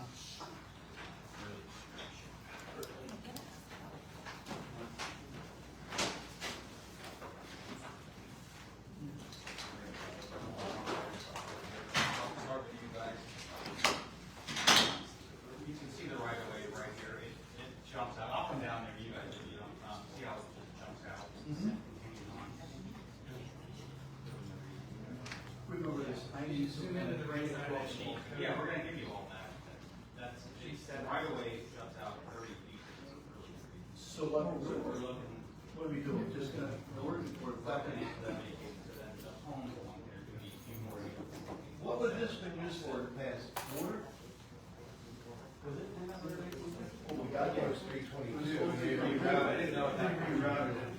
As you know, Jeff, kind of is common for taking right, if they need to do grading, they'll just take right, even if it goes like this, down. So, They came down through the trees and came by the old Mennonite, old Montgomery Church, old school, and then shot straight in through here. Right. This didn't exist. Oh, yeah, I mean, it goes through that land right there. Yeah. Walking. so is that, the orange here is what we're saying, you can still maintain 60 foot all the way through, and you get wide. And you grade it in sixes, so it's. Correct, it won't, so it has that steep slope, that'll be gone. Do you think there was some kind of barrier stopping people getting there? I mean, this is hurt. No, I think it was just, whatever they needed to grade roads, right, so they put the road in, they graded that, and wherever the grading stopped. And that's what they they took, right. They didn't ask for temporary things, they didn't do anything, they just took right. Where is the entry to the roadhouse?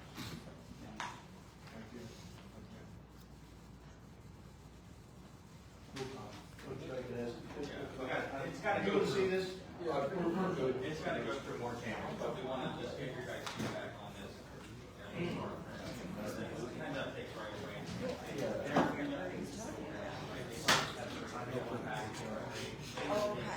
Okay, that's what I was wondering. I saw that on their maps.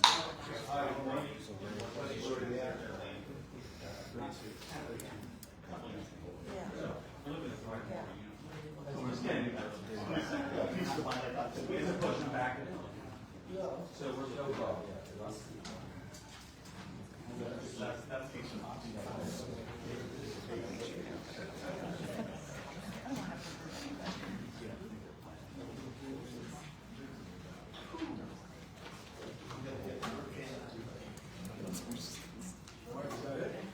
So, just clarifying the waivers, was that your motion, or is it gonna be the minutes, or?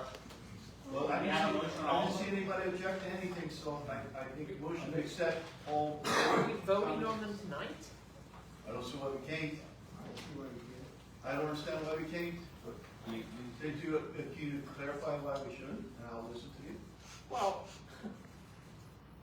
I think they presented the concept well. There was nothing on the agenda. I don't know that anybody reviewed other than the way Mr. Smith detailed the actual waivers that are being asked for. This is the way we handle things in the past. I appreciate your comments, I really do. I just think that sometimes when you deliberate and look over things, after you've had time to do that, you ask better questions. I don't know why you would vote on it tonight rather than the next time. Well, they brought it up, and in the past, Julie, this is the way we operated. It's common sense. I have 2 engineers here, I have that engineer there. Is it something that warrants to drag it out any longer? I don't think it is. I appreciate what you're telling me, but in the past, this is the way we operated, and there was no problem with it. Now, Bruce, how do you feel or comment? Do you want to propose? Well, these are things that we've granted in the past, and they were always reasonable then. I don't see any problem here. Greg, you're new to this, so I feel an opinion. We set precedent. John? Yeah, I mean, and our minor details are. Yeah. Joe? Let's move forward with it. I'm ready to pass it. I appreciate what you did there, young lady, I do, but in the past, this is the way we operated, and you know what, it's like, so, if it was something that stood out, that was something alarming, we never passed it. But, yeah, I have recommendation from both engineers, and I feel my heart is safe. What was the fifth one? There was an outcrop on Boyd Street, you know. So that's not common, but the other four And were that doesn't common. require, it's not common, what's not common? Please. The cartway, is that what you're asking? No, none of them is part way anything, none of them. No, about I'm sorry, the, right away. None of the waivers have anything to do with that right away either. That's why I asked what the fifth one was. The fifth one is the The state. fifth one was. The trees, thank you. Trees. That's all I was asking. Yeah, like I said to you guys up there, that has more vetting, but we wanted to get your initial feedback on that right away vacation. This usually helped the process of how we dealt with land development plans. All right, we cooperated with the developer. We cooperated with the developer. We didn't give any special treatment. We cooperated. That's my statement. Ma'am? Our engineer has no problem with these waivers. No, ma'am. Yes, I'm trying to look out for you guys a little bit. the new sunshine law rules do say you can only vote on things that were on the agenda. The waivers are not on the agenda. I'm not trying to muddy the water. If they introduced it, I just don't know why you don't wait for the agenda to be right and do it Well, properly. I'll tell you what, if that's the case, and I'm not an expert on that, and I appreciate what you're doing, and I understand I stand corrected, maybe that to follow the sunshine laws, I guess that's what we should do. It's on the agenda as well. This letter was issued before the last planning commission meeting, and Knoll itself is on the agenda. Now, if I understand right, there are certain things that aren't on the agenda but still can be entertained. Is that the case? There are certain things that aren't on the agenda, but when they pertain to the subject itself, they can be entertained. Is that the case?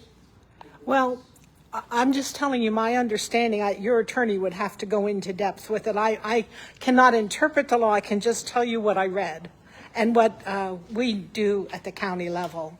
You know, there's ways around it, but I'm not here to advise you because I'm not an attorney.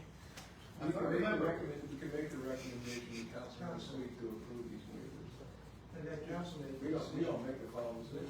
This is true, but you were saying? At the time, all boxes are checked. There'll be a motion to approve, recommend approval of council level plan. Just have the motion also include the approval of the waivers. So you're not, these actions were not official tonight. They're your opinion as to how you might vote in the future. That's right. Okay, that's exactly right. Do you understand what I just told you, Mr. So they'll be part of a larger approval, is that correct? It's your recommendation for approval. You're not an approval entity, so really, there's not action per se. All right, you guys, peace of mind, we act on what you stated. You didn't get any objections. We'll follow the rules of law, Sunshine Act. We'll follow the procedure that you stated. Okay? Thank you. Thank you. I'm so sorry, I have one more question. Oh, please. Can we see the last picture that you had up, Cody, one of the options that they gave us, it doesn't matter which one. Now, this might be a stupid question, it probably is. Can you zoom out? So we had talked earlier about the alleys and stuff. So as you can see, that alley behind our homes, Nickel Alley, that's not there anymore. But the dashed lines that they have, it means proposed right of way. So I was just curious why you guys have that marked that way. That was an existing older alley. Nickel Alley used to go all the way through. Yes. From Shirk to Boyd. Yes. When Bollard filed her plan in 2011, she closed it. Council approved it. Does- They did it with alleys. Okay, but are you guys planning on doing anything with that? Because you have it as a You may proposed. request it to be vacated and you each get half. But it Okay. should be unanimous of all the affected property owners. Well, there's some permitted things on there that you guys approved that are on Nickel Alley, but that's not what I'm asking. My biggest question is that land, that Nickel Alley proposed right of way on your plan, No, that's. being considered as a buffer for the front part? Like, are you guys taking away the buffer in the front by using the buffer that was Nickel Alley? No, no. Nickel Alley that's represent the existing right of way, different size dashes. We're not proposing anything in Nickel Alley, we're not proposing any buffers of any kind, taking land, I mean, none of those things. I just know in the ordinances, there's something about buffers in the front, and if there's that buffer in the back, then they don't have to give as much of a buffer in the front. At least that's from my understanding, I could be wrong. I just thought I would bring it up, that's all. We're good. Any more questions? That's it. Yeah. Thank you for your time, consideration. I said it was a dumb question. Item number 4. Cornwall Properties, Boyd Street Warehouse. Josh, you issued a new letter today, right? Yeah, issued the review letter last week, and then we got the traffic letter today, so, whatever you guys would. Yeah, so we are here tonight ultimately for your recommendation of plan approval for that. We have a clean letter from the township, or the borough engineer, excuse me, we have a clean letter. I think the traffic impact study letter would have nothing else to address. This is a preliminary plan, so yeah, there are agreements that need to be taken care of. Those items will be handled with the submission of the final plan. Right now, this evening, the plan that was presented to the borough is a preliminary plan, so we're asking for your recommendation of that plan. And a waiver, sorry, I can go to the waiver too. So with this being a preliminary plan, it is not the final plan. Correct. So, you're not gonna be moving dirt or anything else? We cannot move dirt until we have an MPDS permit, which will accompany the final plan. Are you in the process, after tonight, are you in the process of securing that? The documentation and plans to obtain the MPDS permit has been submitted to the Conservation District. And when do you think you might be getting that? Fall? December? Yeah, September, October, November, it depends if there's gonna be review supported by DEP or if it's gonna stay locally. And I can't necessarily answer that question right now because of the turnover at the Conservation District, but, yeah, I would anticipate, September to November timeframe that we would obtain that permit. How's the sun, Josh? So I would condition any approval on addressing any remaining comments on my letter, just generally admin comments, and addressing any outstanding solicitor comments to the satisfaction of the citizens. When do we see those comments? She's provided her comments, and I believe they responded officially in a letter and I believe an email to her, so she just got back from vacation today. So it'll be conditional on her saying yes, She had three responses or. There's been 3 rounds back and forth with the solicitor. So, when we see it, will it be a month? What's Next meeting? What's that? We see this meeting, her responses. So, I mean. No, your recommendation, that he's saying, would be conditioned upon the letters already issued. Right, yeah, so she issued her letter, they responded to her letter, so your recommendation would be conditioned on her saying, yes, these items are addressed, and your approval would only be valid when she said, yes, these are. So, like, when does this happen? I mean, she could do it tomorrow. All right, that's it. Depending on her schedule, I mean, I need to know. That's- she was away for, I think, a week and a half or 2 weeks on vacation. So it's not happening tonight, for sure, and it might not happen next month, or it should happen next month. So I believe they're asking for conditional approval tonight because they expect this to happen prior to next month.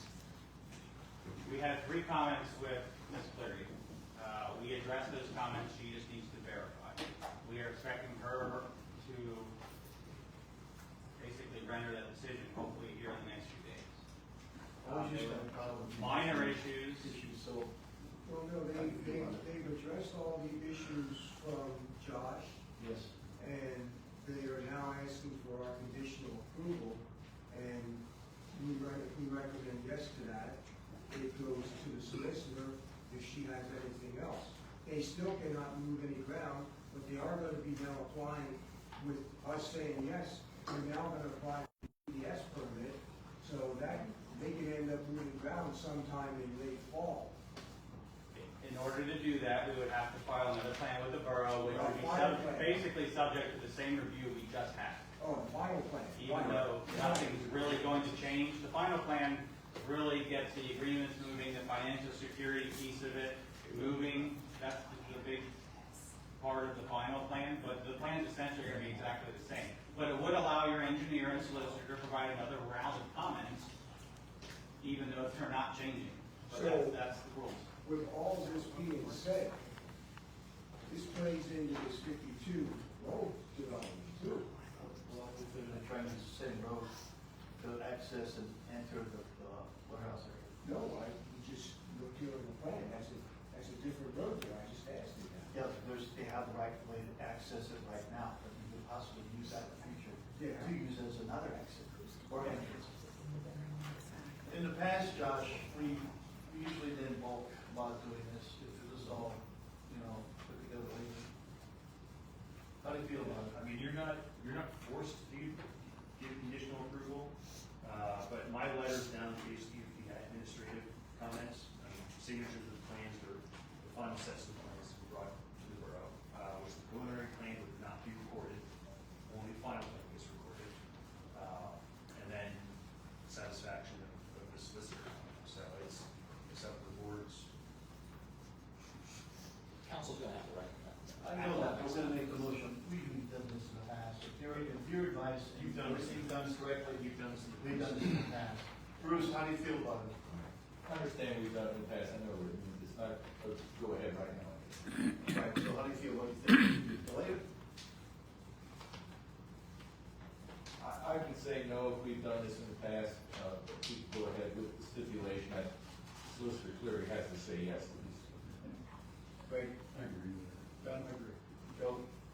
You know, with what he's asking for tonight and what he needs in the future, it's not gonna move as fast as we all think, okay?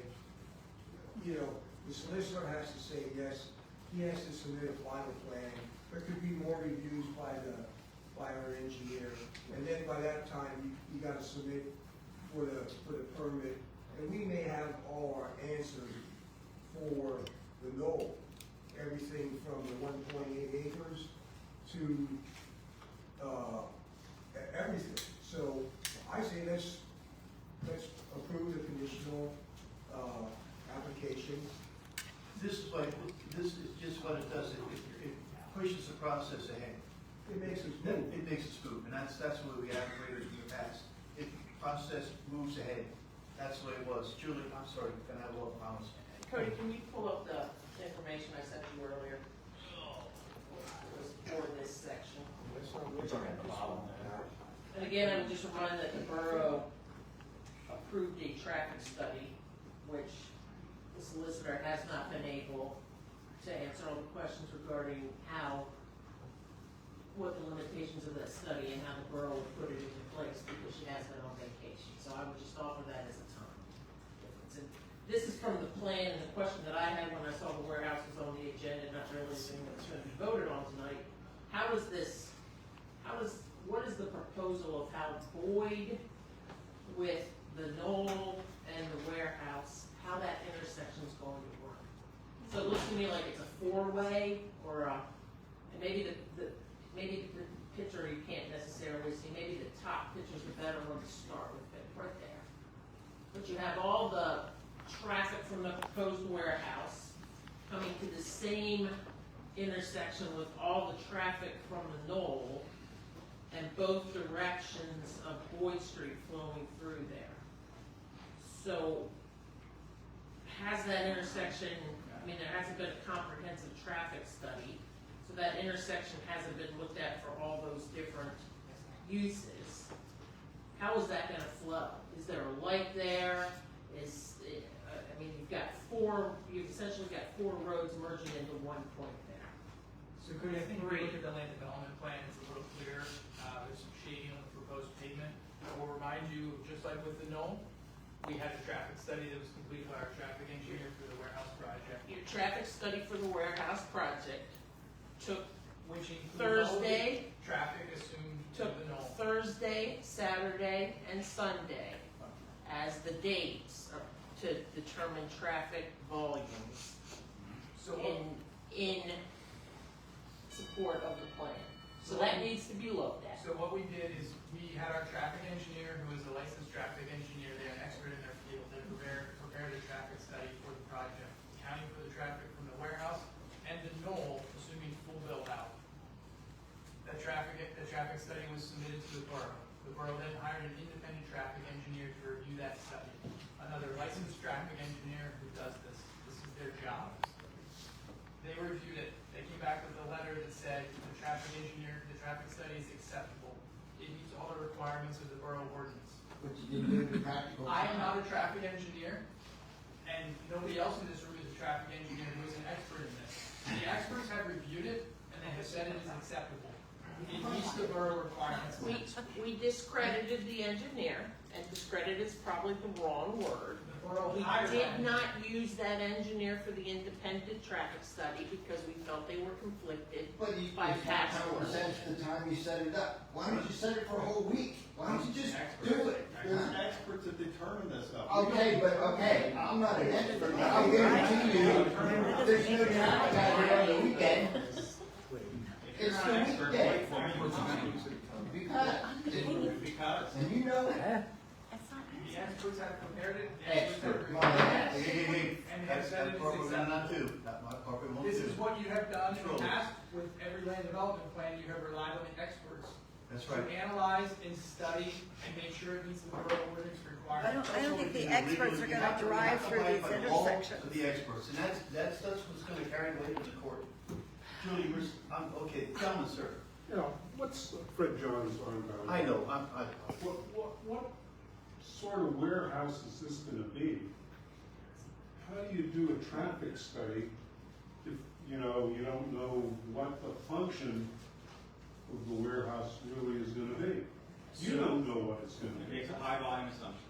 So there's an assumption made based on the traffic manual.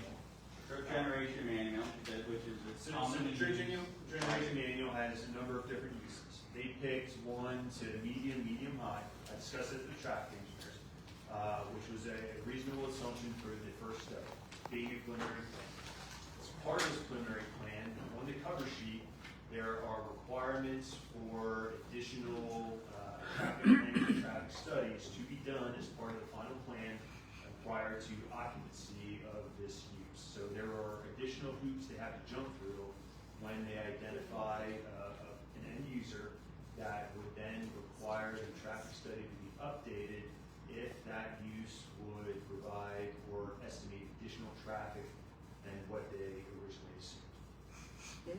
So is this the same study that has been since May of 2025? Is that correct? So I think this is the second or third revision of that. So is the trips updated besides, I mean, how many dock doors are on this? I forget, 80? So it's based on the square footage of use, it's not based on dock door or. We received comments, we addressed all comments. I understand about your comments, I'm just talking about common sense. If you're talking about usage of a building that has 87 dock doors, They considered that. and that you're only saying 86 of those would be used once a day. That's it. You're telling me one tractor and trailer in, one tractor and trailer out. That's true. You're telling me only 86 trips in here. On this road, on this setup, with that line of sight. Again, I'm just saying common sense.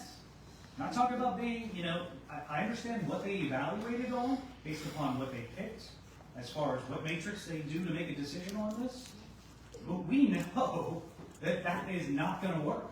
I mean, you sit there and you look at the grade out at 322, the drainage that's already right there. There's no way they can pull out on that slope. There's no way a tractor trailer, a full length, is going to be able to make a right-hand turn on 322. Stop it for a second. I'm just saying is that's not common Stop for a second. to make this vote. Please. They ran 16 numbers, they ran trucks full of stone out that road. Yeah, and they all blew the stop sign, Ray. I'm not stating that. I got video of it. They blew stop, I'll tell you about it. I'm not really- And every 18-wheeler that turns out into the opposite lane of 322 coming down. Great point, and you know what, that's something. If it's such a great point, Experts gotta prove this. expert? Experts. Then why aren't we waiting for another study? Okay. I didn't go to college, but I was in a truck for 47 years. And I go to these warehouses that these people build in the middle of nowhere, and it tears up the people's yards, corners and everything. All because somebody wanted a warehouse. They don't care about the people around it. This is what I want you to say. Say, I don't care about the public, we're putting our warehouse in. I'm not to answer that question. I understand, this is our predicament, it's something to do it. So, folks, it's something to do it. This is what we have to work at, okay? I understand we don't want it. I didn't say I didn't want it. No, I don't want it. I don't want it. But personally, I don't want it, but it's someone to do that. So we have to work out some sort of means there that we can make it work. Now, that means either avoiding it, put something else in, which the boroughs right now is trying to do to rezone it. That's what we're working on. They have to proceed with the plan that they have. That's a predicament. So we have to understand this. I'm gonna work on what the experts tell me that I need to do, and that's all I can justify. One last question, and I'll be done. Oh, you're okay. You can- It's just the fact is this traffic study, did that take an effect, Boyd Street and 322? That intersection? I believe it looked at it. It was requested that that intersection was studied along with Iron Valley Drive. We added a couple additional outside of what the original scope was. We went beyond the borough's code required scope. I would hope that intersection was. You're They would guarantee that it's not a data center. You're now guessing because of the time ordinance rather than following the process and making sure everything's checked. Who's guessing on what? on whether 322 and Boyd was spec'd on the status of Iron Valley Drive or any of these others. And I would remind everyone that had the agenda said we're voting on the warehouse plan tonight, rather than the standard agenda item that's been carried on for the last 24 months, there might have been more input from residents. We issued a time extension last month for 30 days, knowing that this vote was gonna happen tonight. I mean, You knew this vote was gonna happen. We're not aware I of that. don't send letters to everybody in the borough. I send my requests to the borough that I'm required to do. I don't think 30-day everybody's time got one. extension was issued last month.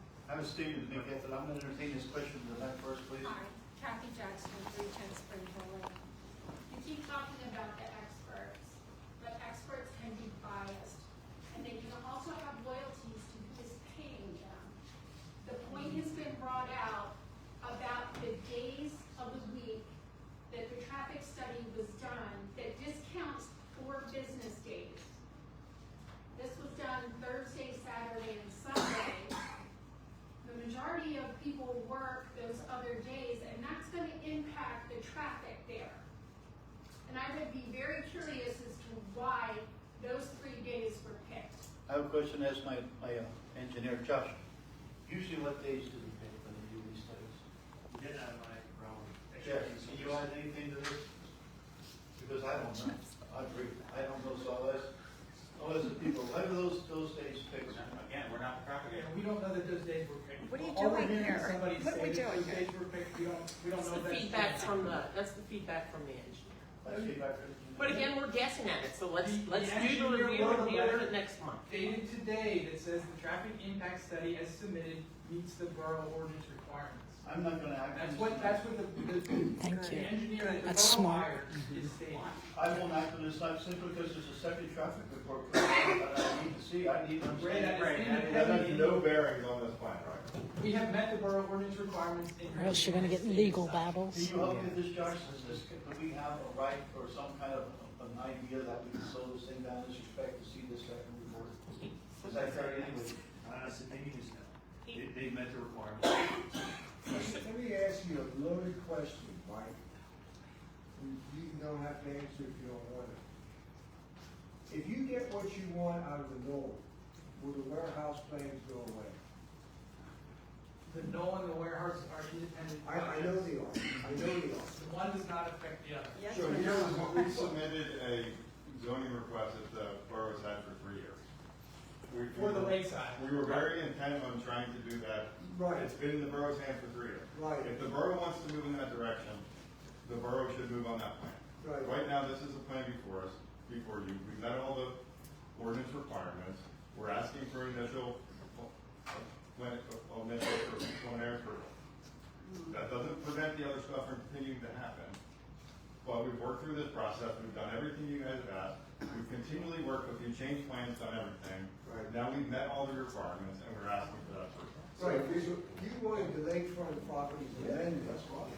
And if you would have gotten that, we wouldn't even be talking about the warehouse. Correct. The lakefront's been held up because of the alternate route problem. And quite honestly, the reason the warehouse We plan can is make to progress with DAWA if the alternate route, and you push forward with the lakefront property. I need a request, I need to reply to that, then I'll answer your question. Can you reply to his statement? We would like to move forward with our zoning ordinance change as requested. So this is a dilemma. It is a dilemma. We have this issue, like this says, it's a big puzzle, it's what we've been working on. E-Town is a big player, all right? They're not dragging their feet, we're just trying to get some kind of dialogue set up so we can proceed. That's what we're doing. Now, this idea of somebody fell a fire under somebody's backside and move this thing along, we're not gonna say anything, which kind of threw a monkey wrench into the whole situation. So now I'm dealing with it. Think about this out to the people. Say we don't get the alternate route. And we approve the lakefront, the hotel and apartments flanking each one. There's gonna be a lot more cars, but how do you feel about that?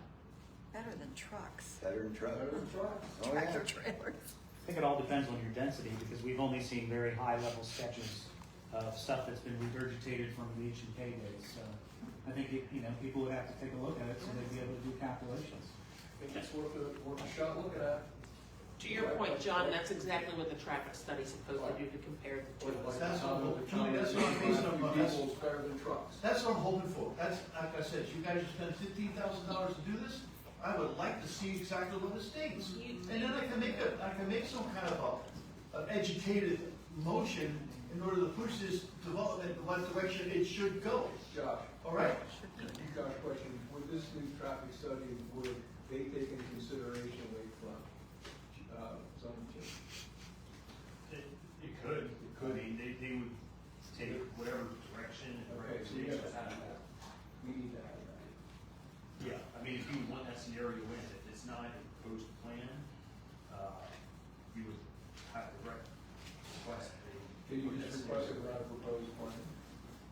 Okay, I mean, you get it based on. We have a test supervision of the draft ordinance that was developed. Then we have a vote. There's for warehouse traffic and hotel traffic. I agree. I guess my question is, I'm confused here, might be my age. I thought we were talking about 3 questions for the solicitor. Do those 3 questions, any of them, have anything to do with traffic studies? That she's gonna comment when she's back from vacation? No. The 3 comments did not make any references to traffic studies. I guess I'm a little confused, how do we know traffic studies? The idea is that the motion was this, and they approved the second study.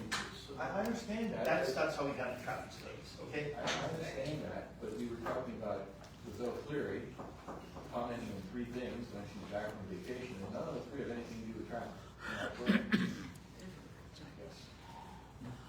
Well, I guess it depends how you look at it. You know?